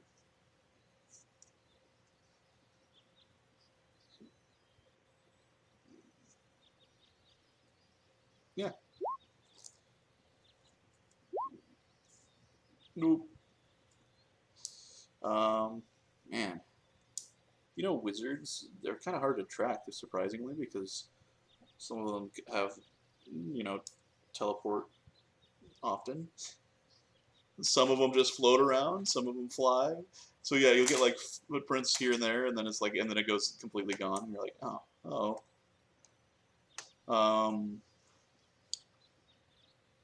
So you're like, shoot. You guys can do a perception check, maybe. Probably take you a couple hours, following the footprint, and then you're like, oh wait, here's one. Like 30 feet away. Yeah. Perception. Everyone.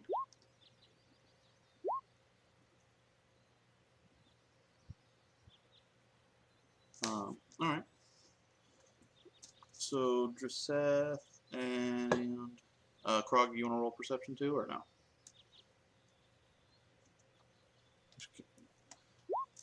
Oh no, he can't.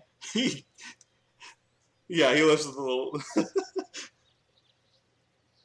Oh dear. So you guys. Yeah. You see, like in this area here, Krog, like this direction, there's like a plume of smoke.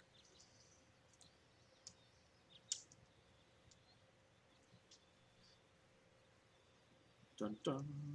Cue the travel music. Well, it's during the day, so at this point, yeah, it's still like early morning, afternoon-ish. What do your Krogish eyes see?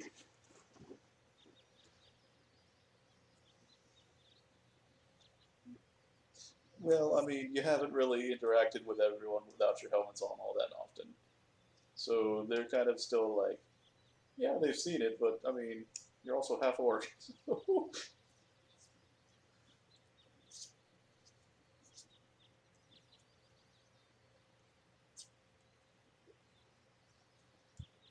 Yeah. No, I still haven't updated that. Yeah, no. It's kind of, I would say, the skin and complexion are very orcish in nature, but like the features are more elven. I think that would you rule that, Krog? Does that sound about right? It's a little more like the pigment is green. Yeah, so I mean, yeah. You think maybe like, okay, well, yeah, drow at first. You're like, oh yeah, well, that's a little bit light for a drow. They're a little bit more darker, ashen kind of color. Possibly, could be something. If you're wearing a helmet, I mean, anyone can successfully treat the underdog with a helmet on that covers their face. That might come in useful. Yes. Confuse you. Yes. Yeah, be like, I'm a drow. Oh, cough. There is a version of the underdog. Yes. Yeah, no. I'm not gonna get rid of. Yeah. It's just different. On the horizon. This is noted. To the smoke. So you guys travel for the better part of a day, getting into the evening, within the woods. All make. Actually, let's do one perception check go with Reese. One survival check from Krog. A nature check from Sana. And Seth. Roll a perform. No.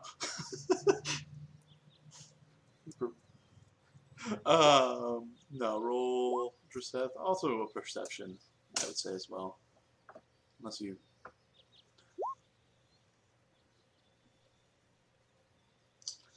Alright, yeah, those are pretty good. Pretty good rolls, except for that 4.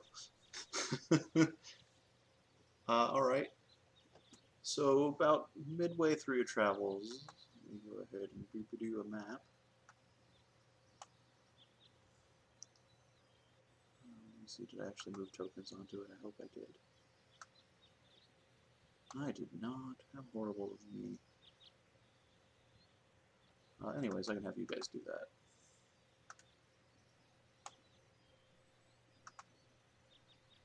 Sure. you guys could drag your tokens. I actually have to click on that one to do it. In that area. Yeah. On that little path that's kind of there.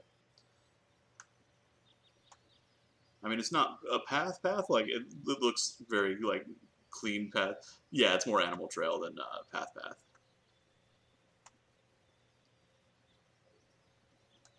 Yeah, what's the,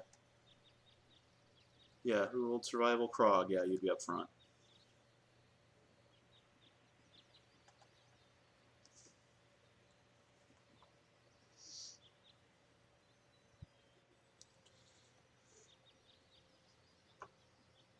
Hide behind the helmet.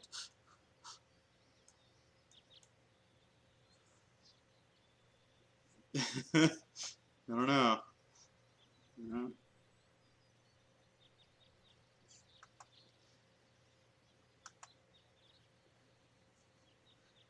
Yeah, tower shield out and helmet. I am a wall. Yeah. Yeah, that 5 feet behind you in a, like, 10-foot line. It's completely obscured. If Yule's behind you, it's like a 20-foot line. But no. Alright, so yeah, you guys find yourselves kind of marching through the woods. Stumps, not holes, just to clarify. Shrubbery, yes, there's a nice path that goes right between the middle.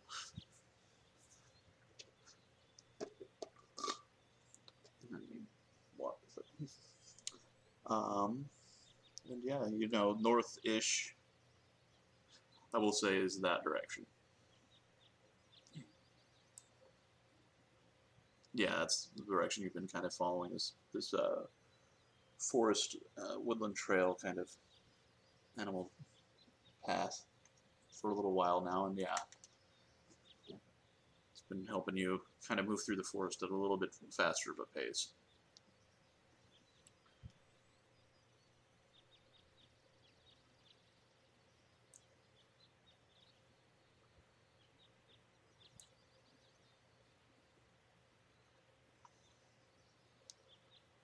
No, you're still a ways off. This is, you know, a little bit before there. Yeah, so smoke is off in this direction. Krog, go ahead and stop there and make a perception check. Through the shrubbery. Never go through the shrubbery. Alright. Dreseth, if you want to roll perception as well.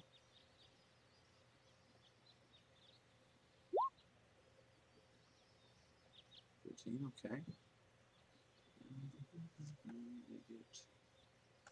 Get rid of some of these unneeded tabs.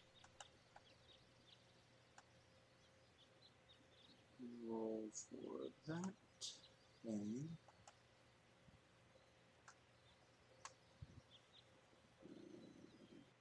G, here we go.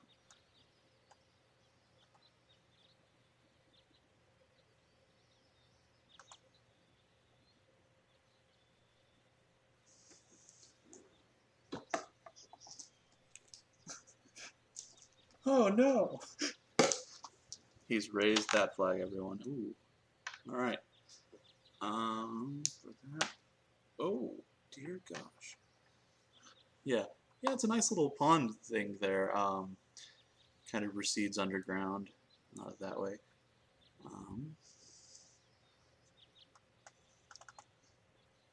You may actually, no. Sorry, yes. I just realized I moved a thing, and I was like, oh, shoot, yeah, no, it's right there. Boink. Dreseth, as you're kind of like walking through the shrubbery, you look down and there is a centipede the size and length of, I would imagine, like a good-sized python. Like, you're like, a snake. And then you're like looking at it, you're like, that's not a snake. Snakes don't have legs. And yeah, you hear like this little like as it like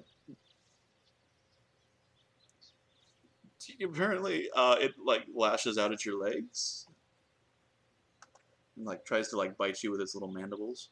Uh, yeah, I'm imagining a 6 doesn't hit. Yeah. All right. Yeah. So we'll go ahead and roll initiative for that for its little sneak round. Oh, yeah. Well, Dreseth and anyone else who's like, I'd imagine Krognik, you kind of hear like it. Shrummer.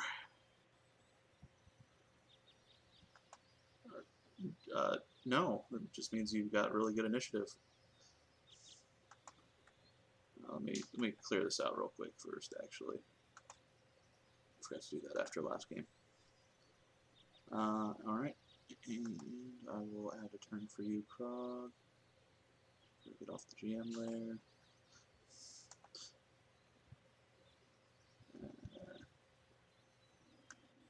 Everybody else, yeah, you or Dreseth, you can roll if you have. Oh no, you did. I just didn't see it. Krog. That turn, Dreseth. If you could just type in there your turn. So we got 20 for Krog. 6. Tiny.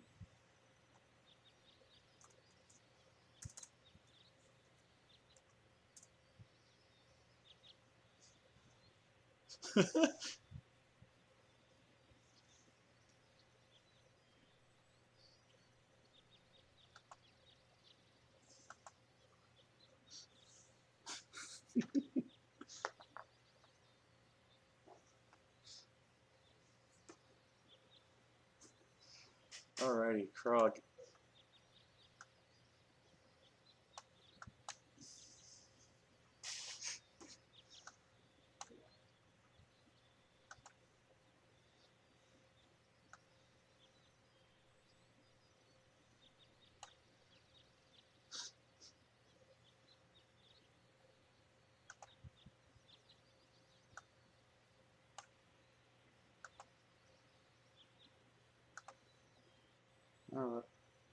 Yeah, Krog.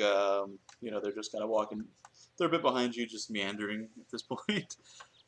Senna and Riss. Krog, you see out of the ground next to Dreseth, the centipede just burrow its way out, and then try to bite its at Dreseth's leg.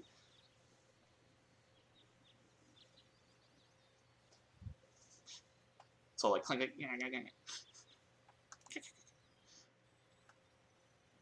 Yeah. Yeah, you're like, screw this fly.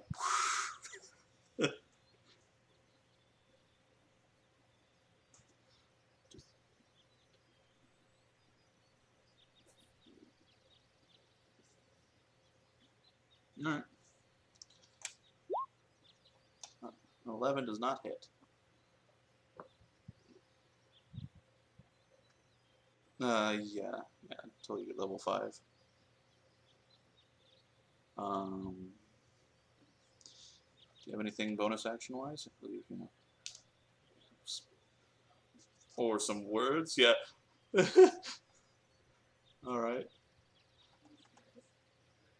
Risk, go ahead and make a perception check. Yeah, well, yeah, I guess. Yeah, just you, Risk.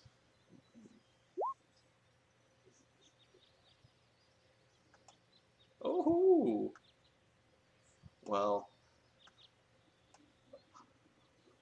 unfortunately, no. Until the boop. Yeah, you're like looking around, and then all of a sudden, like you hear like a little rustling, and you look down and you notice this centipede like is trying to bite your leg. For a 10 to hit. Yeah, just kind of like, I don't know. You're wearing like boots, right? Yeah, it's just not enough to pierce the leather. He's like, It kind of like coils itself around. So you can roll initiative if you want at this point, Dreseth.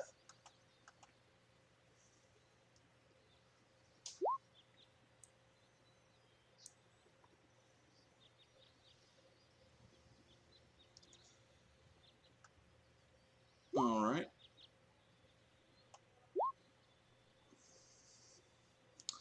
For an 11, does not hit. Yeah, yeah. It's just kind of like it's odd and the way it's moving about. Like it'll stop right when you're swinging, and it like rears itself up and folds in half almost, and the axe just comes down right in front of it. You're like, shh, bugs. All right. Santa, I would say at this point you see like Dreseth and Krog. Yeah, and then Riz is like, ah, as something's like trying to bite its leg. So I'd say you can roll initiative as well.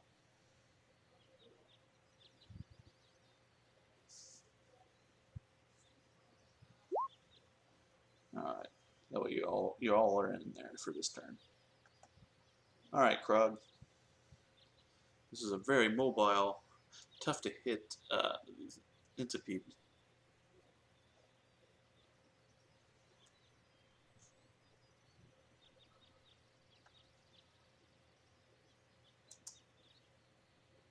Uh-huh.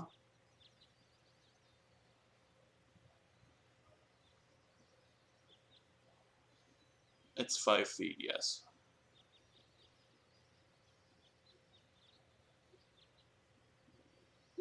All right.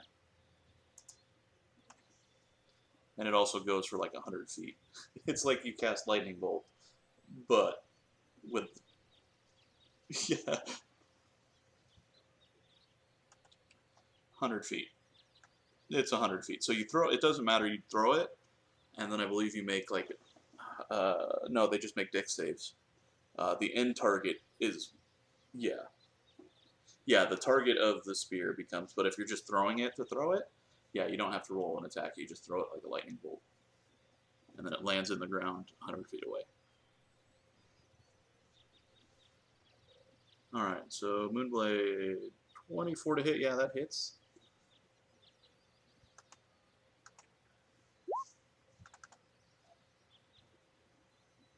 Yeah. So if it goes undead, or a fiend. So 7. They are not. All right. Cool. It is still wiggling, squiggling. You definitely lop off like a portion of the hind of it. It does not appear to like that at all. It lets out like a little noise that you don't speak insect. It's not one of those languages people tend to learn unless you're a druid. All right, their turn. Any bonus action or anything like that? I know you have some spells and stuff you can do as bonus actions, but if you're holding on to them for later, then that's fine. I just don't want to jip you of spells that you might potentially wanted to use. Krog, make a perception check at the end of your turn there.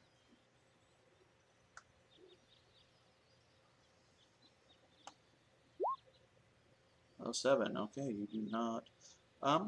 No, I'd say probably at the last second you hear like a, and you turn to look, and there's a wasp the size of, I would say, a halfling at least.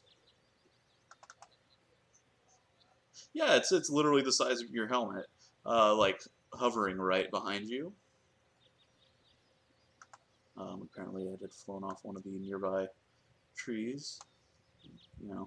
Didn't notice until it had gotten all the way up next to you. These guys rolled really well on stealth.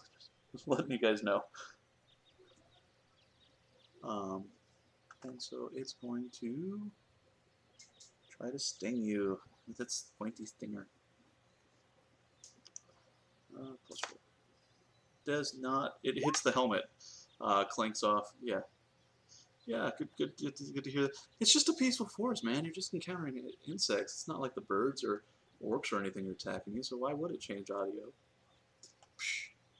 just think this is a battle. What are you talking about? No, it's not a battle. It's just a... Yeah, no. No, that's just the DM forgetting to click on the battle music. Apologies.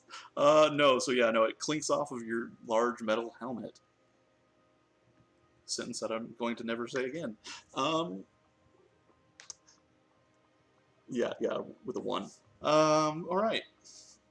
But it's flying there. The centipedes go ahead and try to bite each of your ankles again. So 21 to hit. Udraseth. And a 9 to hit Uris. Udraseth, does it bite your little ankle? Your little booted ankle? Might be muted, Udraseth. No, you're not muted. You DPRV without me realizing it?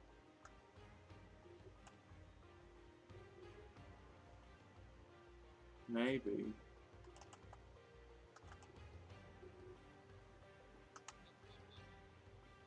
Yeah, I was gonna say, I'm like, let me see,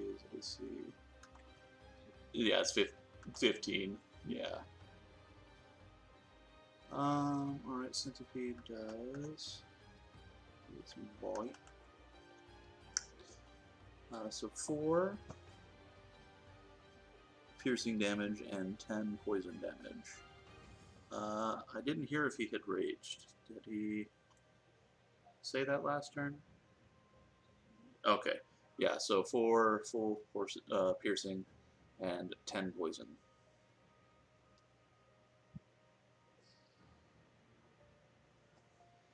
And the other one misses you.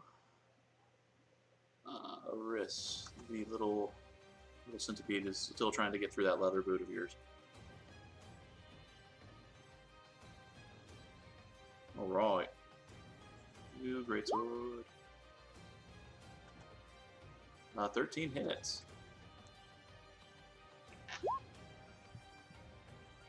For lots of damage. Alright. Cool.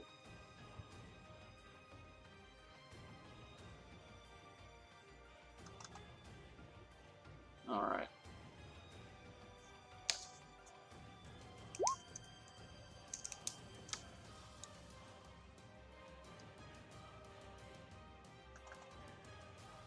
Alright. And any movement, or just gonna stand there and gonna kill this little buggy? No need to run away.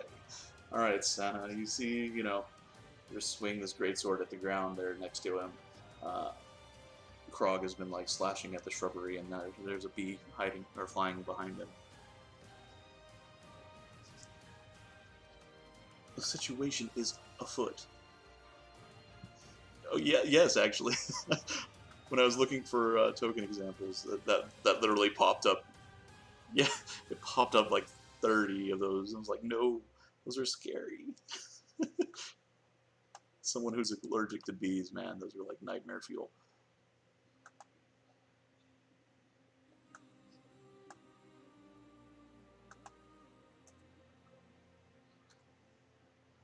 Well, that's probably not a good thing. Probably want to get that looked at.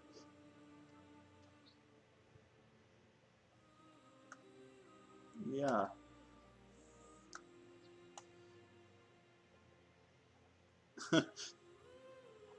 Alrighty, Santa, what you got?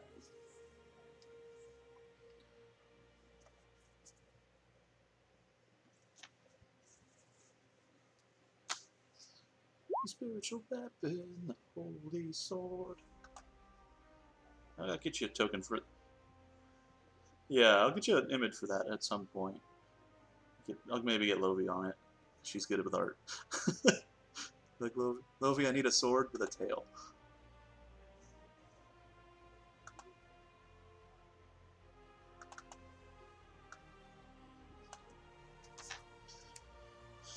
Alright.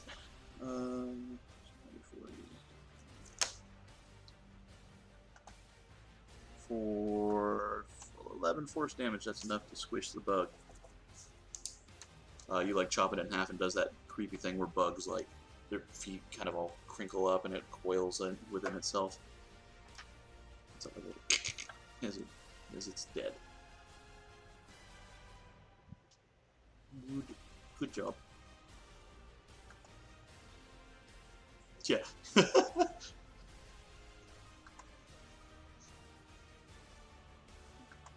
That one. Yeah, the one that's been trying to get into your boot. Alright. Anything else? Movement, bonus action? Well, yeah. The other little, I would say probably the large halfling-sized bee that's floating behind Krog is a bit more noticeable than the other. I mean, you would definitely see them swinging at the shrubbery there.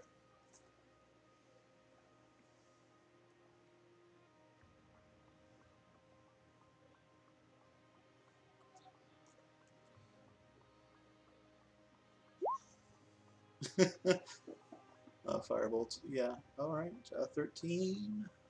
On the bee. What's the bee's AC? The bee's AC, that hits. For 10, nice. Alright. At the end of your turn, then, I'm assuming, unless you move. I'm just gonna enjoying your forest stroll again. All right. You watch as, I guess, yeah. What's everyone's passive? Just BT dubs. I needed to write this. All right. This 11. Santa also 11. Krog, what's your passive? Perception. You don't have a passive armor class. 11. This is making more sense now. Drasath, what's yours? 11? Can I just... Oh! Whoa! Big money there. Alright. Wow. Yeah. Alright. That's a... Passively out of the group. Yeah, I forget what Yule's is, but she's not here, so it doesn't matter. Right, yeah, it's like... yeah, no, with your feral instincts and all that, you see, just like hear the faint rippling of water. And then you spot, everyone spots a tongue just go snag the bee out of the air and then retract into the water. And then you see like a pair of eyes float to the top. Big amphibian eyes. And you see this large frog, toad-looking thing, chomping away on a bee. Question, go ahead. The frog? No, this is a large creature, man. This thing is like bigger than you, bigger than Drasath. Its mouth alone is probably the size of you, easily. Yeah. Yeah, it's a giant toad, yo. Drasath, you got that little ankle biter there still.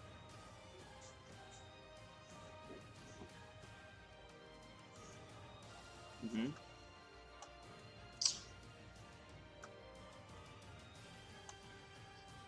5 feet. You can, if you click your token and hit spacebar, you can map out how much movement you use, even without having physical grid. Yeah. Yeah, like that. Right, from the little dude. 16 to hit. Ooh. Alright, so you take... These out. Giant centipede. 3d6 and 1d4. 2... But you raged, right, you said? Oh, okay, so 2 piercing damage. And 3d6. Oh, Jesus. 12... 15 poison damage. 17 total.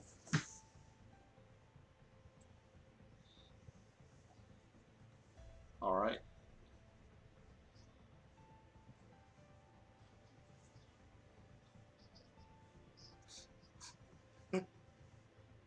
All right. All right. Awesome. I'm not.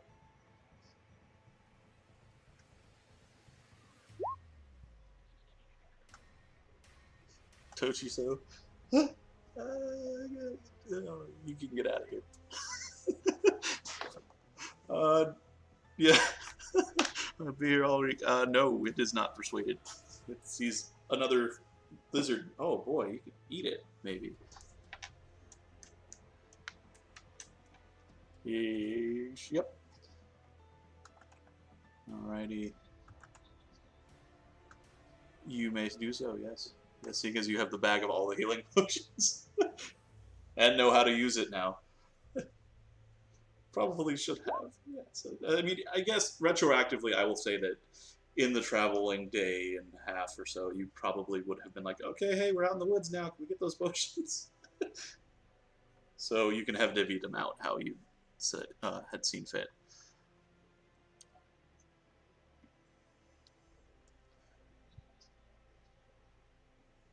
Yeah, yeah. So if you want one, you can just minus it out of the loot and have it.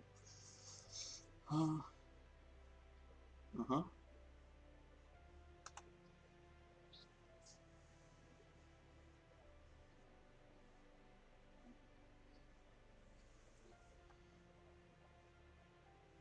Oh, oh, perhaps, yeah, no, you could not. It has to be a touch. You have to actually touch him. But you're not being threatened by anything right now. The bee is gone. So you could move. No, he got attacked. The bee got attacked by the frog. Nobody in the party has been attacked by the frog yet. Alright, so you move a little bit closer to Moonsword it. You, yeah. No, that actually hits.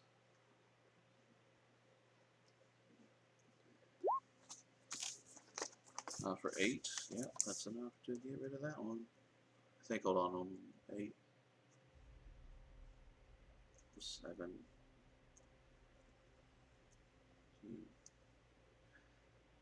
No, that one is barely hanging on. He's like, I'm hanging on by the one leg that I'm left with.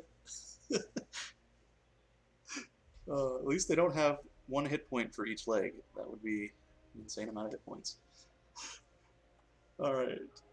Yeah. Good job. We've done it. No, he's hanging on. But he will go and try to get you though. With his in the death throws, a 14 to hit. Krog. 14. All right. So yeah, it just kind of blinks off your little armor. Squirms on the ground. All right. Riss.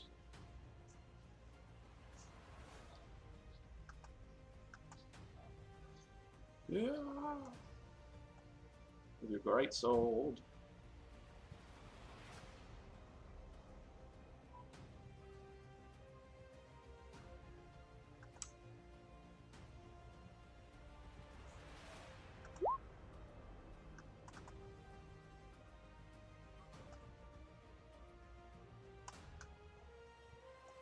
Oh yeah, that definitely hits.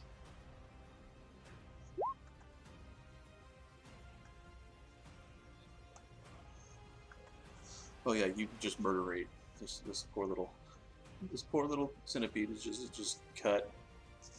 It does a similar kind of like curling death. Little clicking noises at you. And I need to make it dead. Santa, what you got? Or bonus action, anything like that? Yeah, because I. Alright.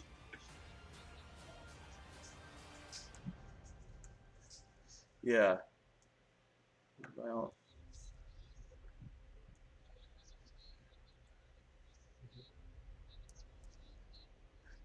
I had one try. Oh, that's what it's called.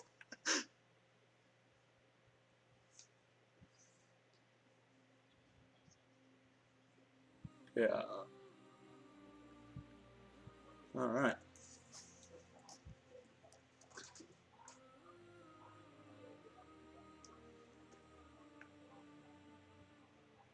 Alrighty. Then Santa, your turn.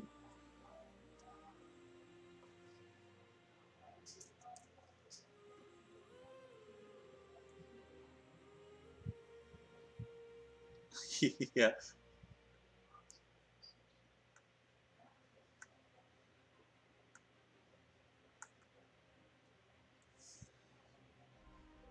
Mm-hmm.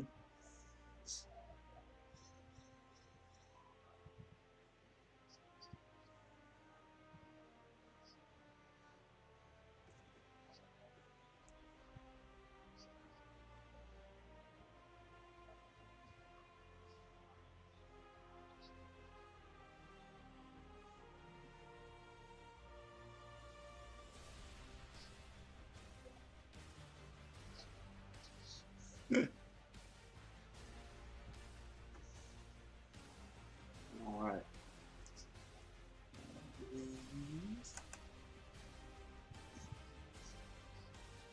Yeah. I mean, yeah, it's like confused at this point. It's like got that sideways head look at Dreseth and is like, still kind of munching on. You see like the bee sticking out a little bit.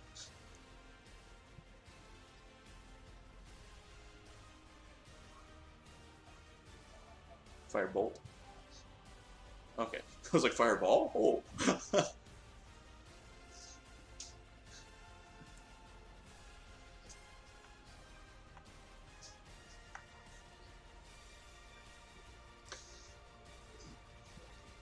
Yeah, no, it sounds. Yeah, I might just like him.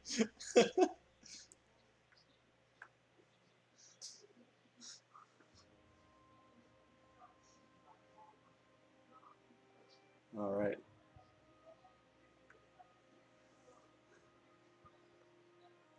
Menacing tonguing. All right. So it leaps out of the water, landing next to you, Dreseth, splashing that little puddle that's there, little standing water at the others. Kind of, like when a car drives through a puddle and it makes like a, and it like is looking at you even more curious, and then it goes and puts its mouth on you. So you can firebolt at this point. I would imagine it looks pretty menacing from where you're standing behind Krog and his helmet.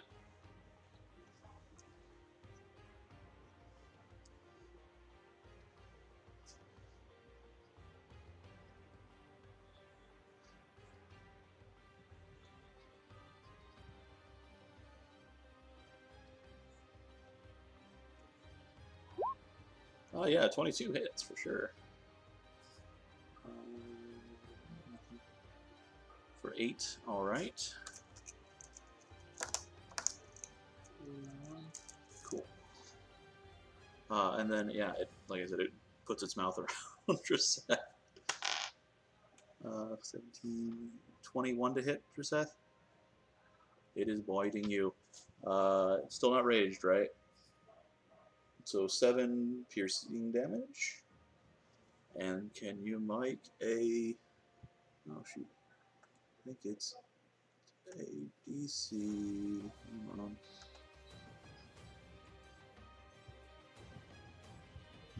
A athletics check? Or acrobatics, I suppose. You are grappled. As it bites into you, its tongue kind of is slowly wrapping around you while you're in there. And it kind of like lifts you up. So you're in its mouth grappled right now. It's gonna eat you.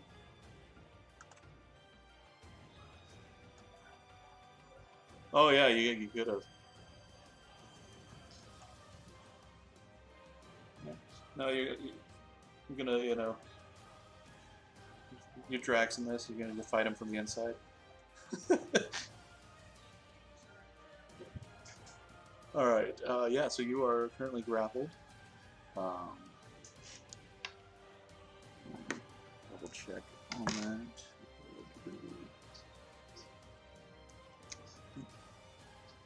Yeah. Nope. Yeah. By all means.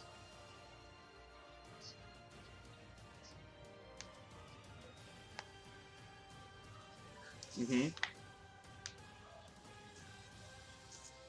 Right.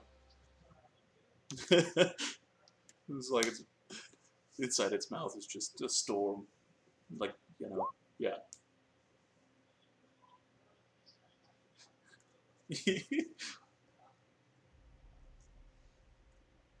Alright. Reckless attack. So 16 would hit. It's inside the tummy.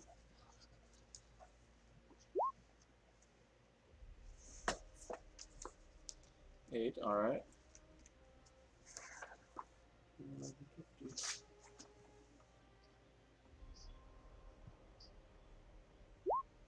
Alright. DC 12. This dex isn't terrible.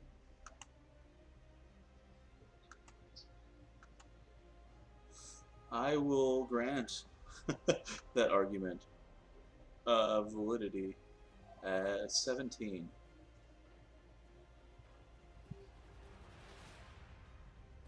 Nice. Alright.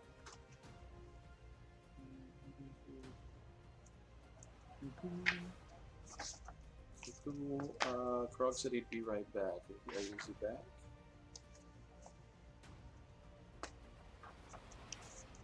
Taking the silence as a no, Krog?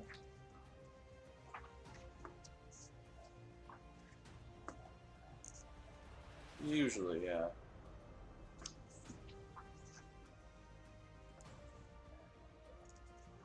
Dun, dun, dun, dun, dun. Will Druseth be swallowed? Dun, dun, dun, dun, dun. That's certainly, yeah. If not now, it's just a, slight omen of what's to come later.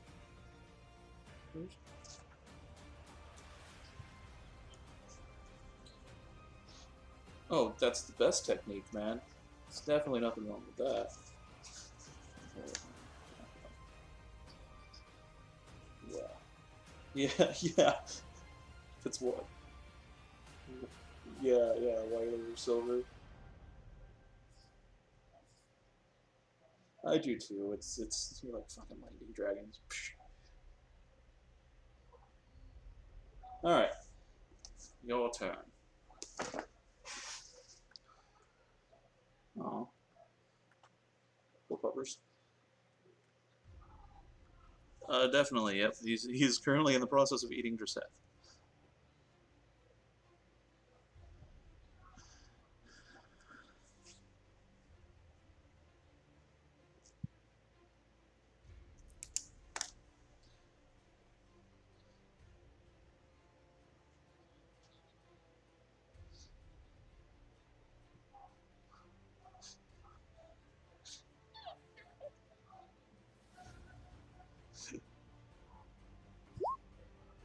Oh, nope. So you move forward and swing at it, and you kind of like step in like a little bit of the earth that has become mud, like on the bank of that little pond. And it's like your foot sinks, and you're like, oh, but you don't fall over, and it's not super embarrassing. Yeah, no, you miss. Druseth? No, you're no. I mean, it's like got its back to you almost, side. So yeah. Yeah, you just missed. Bugs are mostly dead. Yeah.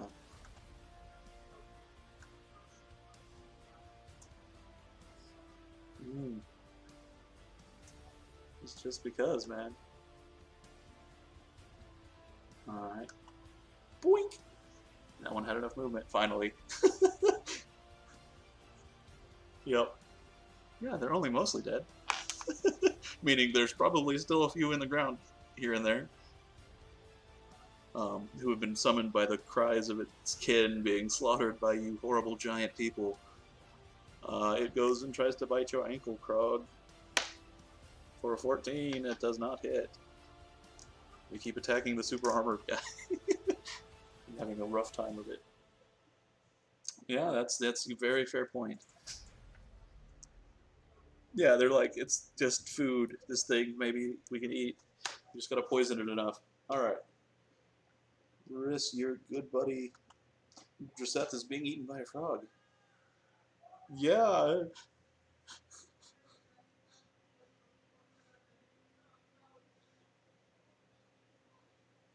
Right, so you're just kind of aiming it. I mean, it's a large creature.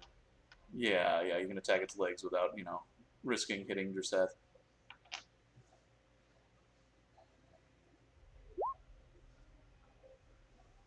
Yeah, that hits. That greatsword was really great. It's like it's in its name, man. 13. Yeah. Cool. The greatest of souls, the great soul. All right.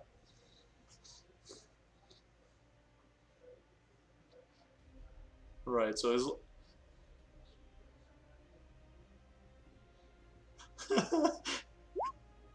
Feel better. So yeah, it's like his lower half is still sticking out. Toad's mouth is. It's like. I don't know if you've seen like toads eat bigger things, but it's like they do it in portions or whatnot.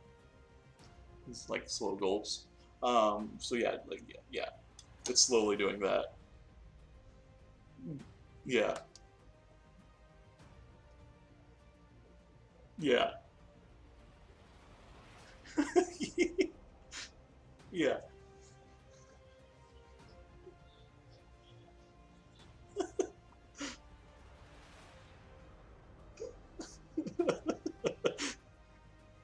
All right, Santa. I know it's these poor bugs did not stand a chance when you bought that great sword. It's,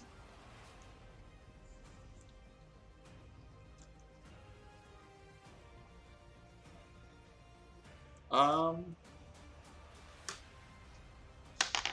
yeah, right. No, yeah.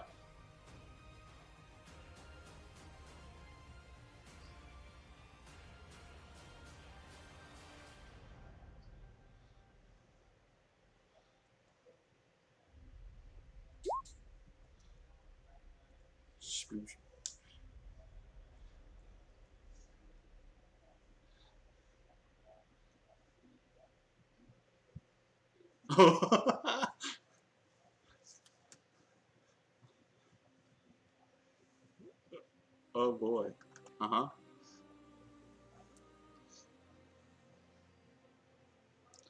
Oh no. Yeah. Yeah. Absolutely.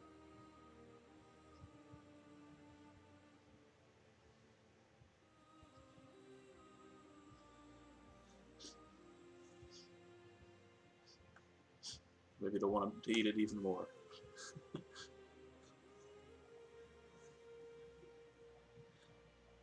Sword to move behind it.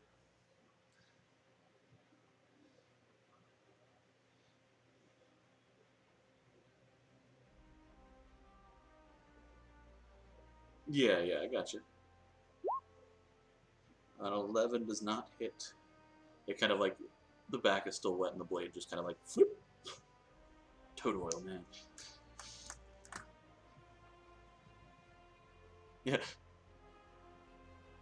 Yeah. Yeah. Me eat my dragon in peace.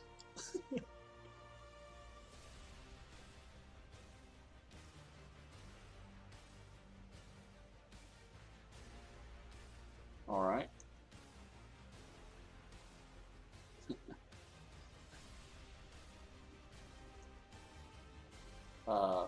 So go ahead and make a dexterity check, because you said you threw it in its mouth. Or, yeah.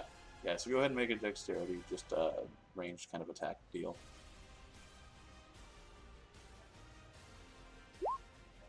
Throw it, yeah.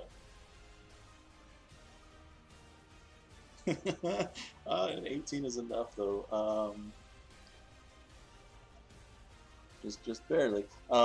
Yeah, so I mean, like the brown bag gets in its mouth. Let's see. Let's see what happens here. A natural 20 on a Constitution save.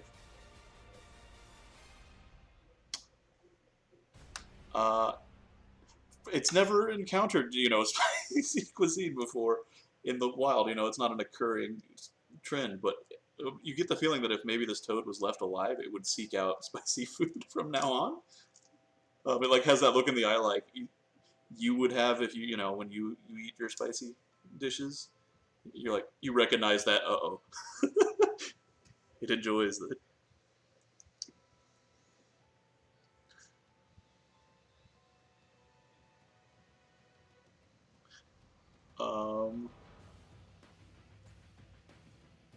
Medium or smaller, yeah.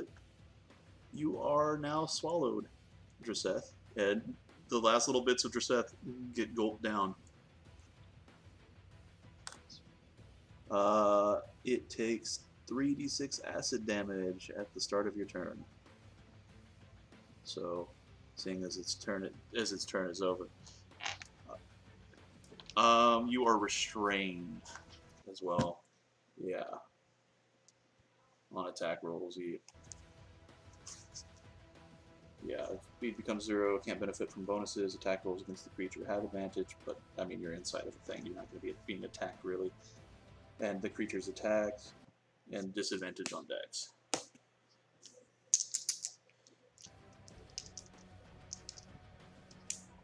Yeah, right? Yeah, you're like, I'm a barbarian! So at the start of your turn, you take 1, 2, 3. So 6 points of acid damage as it starts like burning your nice new leather sandals. You're like, oh hot footsies. And you can go ahead.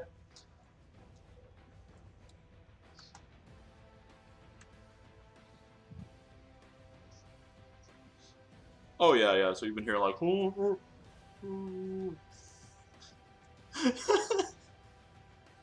yeah, and then it like gets yeah.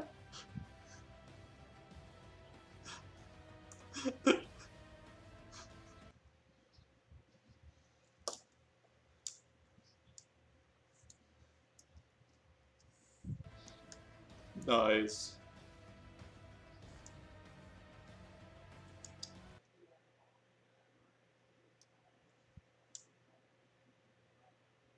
Uh, 19. Yeah, definitely hits its inside sensitive tummy. Oh, nice.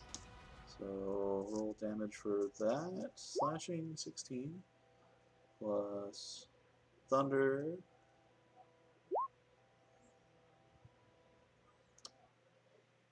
20. All right.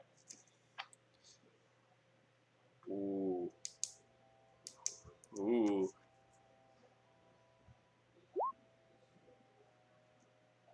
It's 24. All right.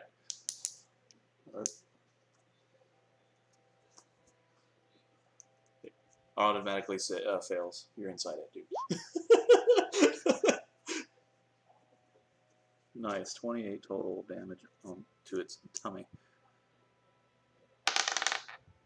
And so a combination of things happen. First of all, you just murderize its insides. Raging, the axe, probably a bad idea to swallow things that can actually fight. Like the toad knows, oh yeah, food, eat. It doesn't know, hey, that thing has a weapon and, is also creating lightning.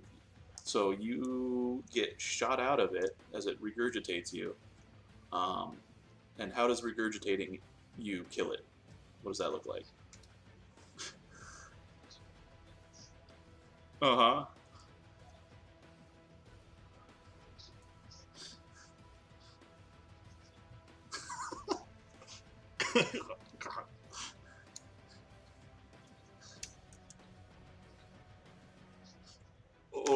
yeah, that's I know.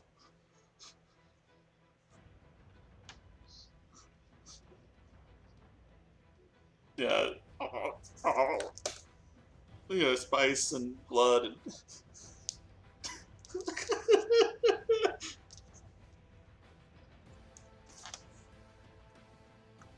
exactly.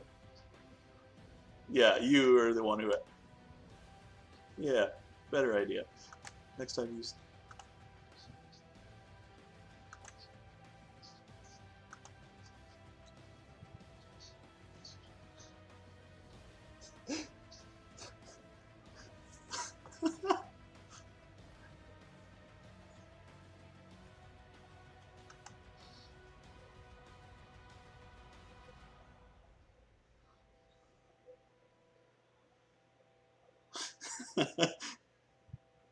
Yeah, yeah. Take credit for the plan, man. All right, Krog, what you got going? As you have this little ankle biter there, the toad is like, and is like clumping itself back into the pond there.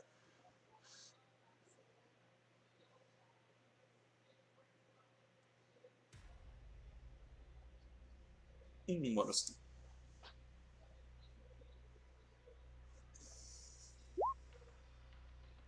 Splurge Blast. Yeah, no. It like goes off as you're raising your foot before, and then so you just step on it. What's your strength modifier? Roll a d4 plus your strength modifier, or no, it's 1 plus your. Sorry, you're not proficient in unarmed attacks, are you? As a paladin? I don't think so. No, I think you have to actually. Well, monks are. So 1. What's your strength mod? So 4 damage to it. Okay, from just stepping on it. I mean, it's hard not to not step on it. I'll give you that. I'll give you that at least. All right, cool. But while your foot's on it, you can do it. You said 19 is what it needs to hit. 15 plus 4, 19. It finds like a little hole. Yeah, you left your foot. So 3 piercing damage and 16 poison damage.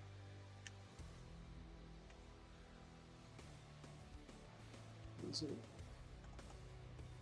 No, and you're not at that point yet, I don't think.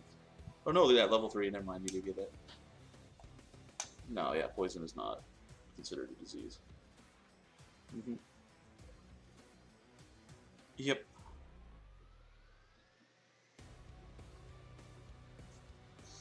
Alright, Riss, the toad goes down. You see Krog, like, stomping on the ground next to him. You're right there next to him, so, I mean, you can kind of see him. Yeah. Yeah, yeah.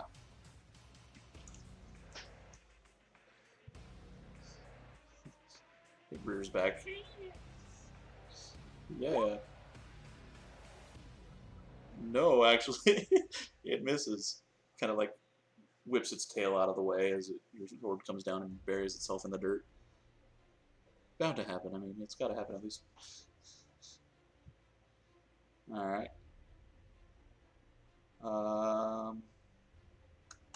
Cool. Santa, can you make a perception check? I want to see if you notice this behind the body of the dead frog.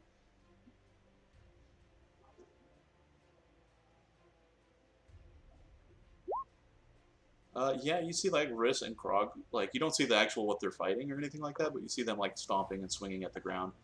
I'd say you're probably intelligent enough to assume there's probably something there they're doing. They're not. They don't seem like the type that just bust out into interpretive dance. Well, at least one of them doesn't seem to be. Yeah, you do have your. Uh-huh.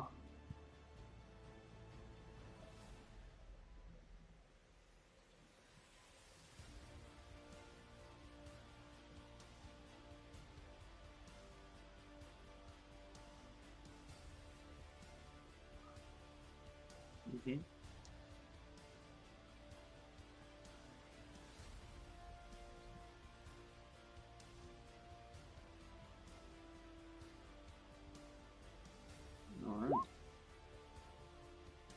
8? Nope.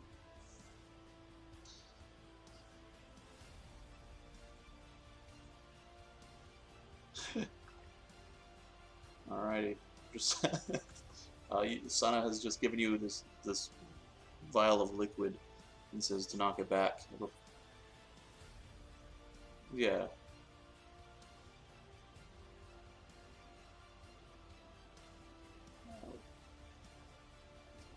Yeah.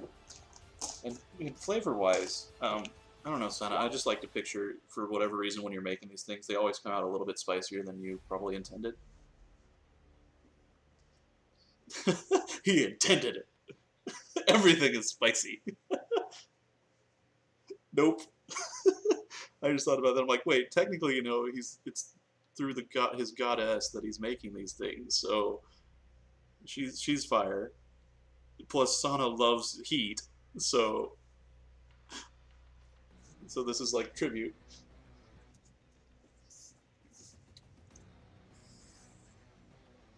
Yeah. Oh, yeah. Definitely.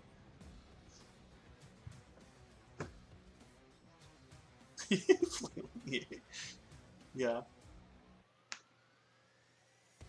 Stepping over the toad.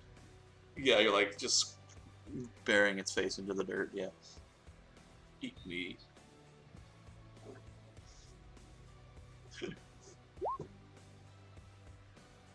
18 hits. Goodness for recklessness. Yeah, you murderized that bug. Combination of stepping on it and killing it with the axe seemed to have done it.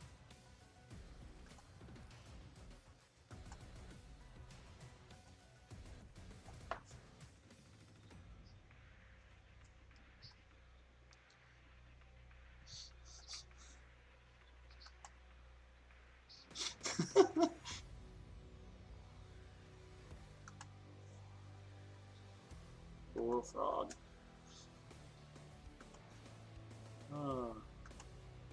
Alright, yeah, you guys have... It goes quiet, the forest returns to the chirping and peaceful sounds that it once held, and not the cries of dragons being swallowed, bees stinging, and centipedes biting.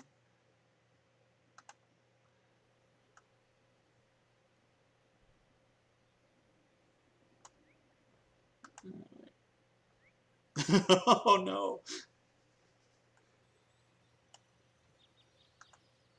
So that he's just implied that there's more. Yeah.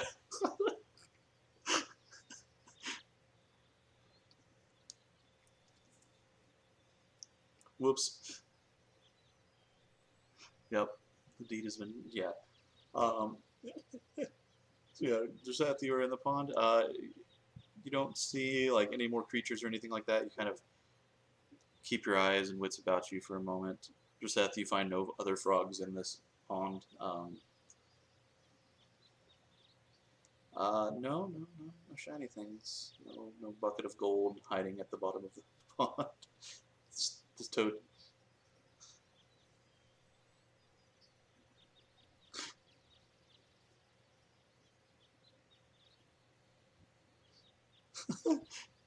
Seth understands figures of speech.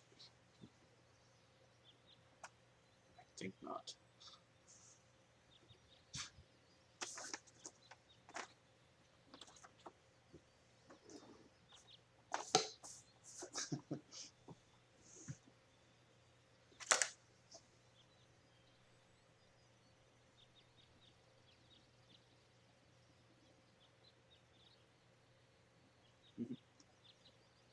With that.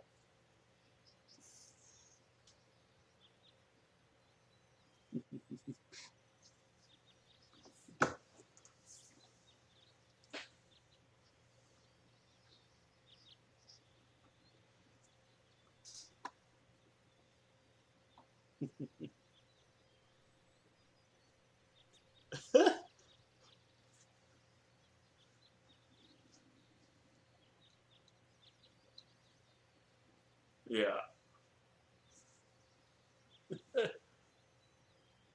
All right, and with that, we'll go ahead and say you guys find yourself a little spot maybe in this area off to a side or something like that to establish a camp for the evening.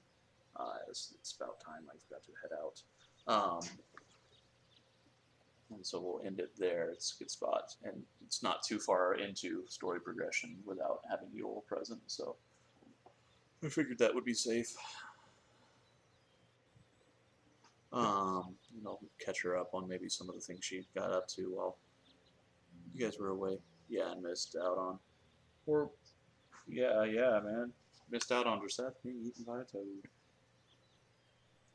It's going to be a running thing. Anything larger than Dreseth is automatically just going to try to eat him. Every time. Anything bigger than you is probably going to try to eat you. Alrighty, I'm going to stop the stream. Thanks everybody for showing up for another week.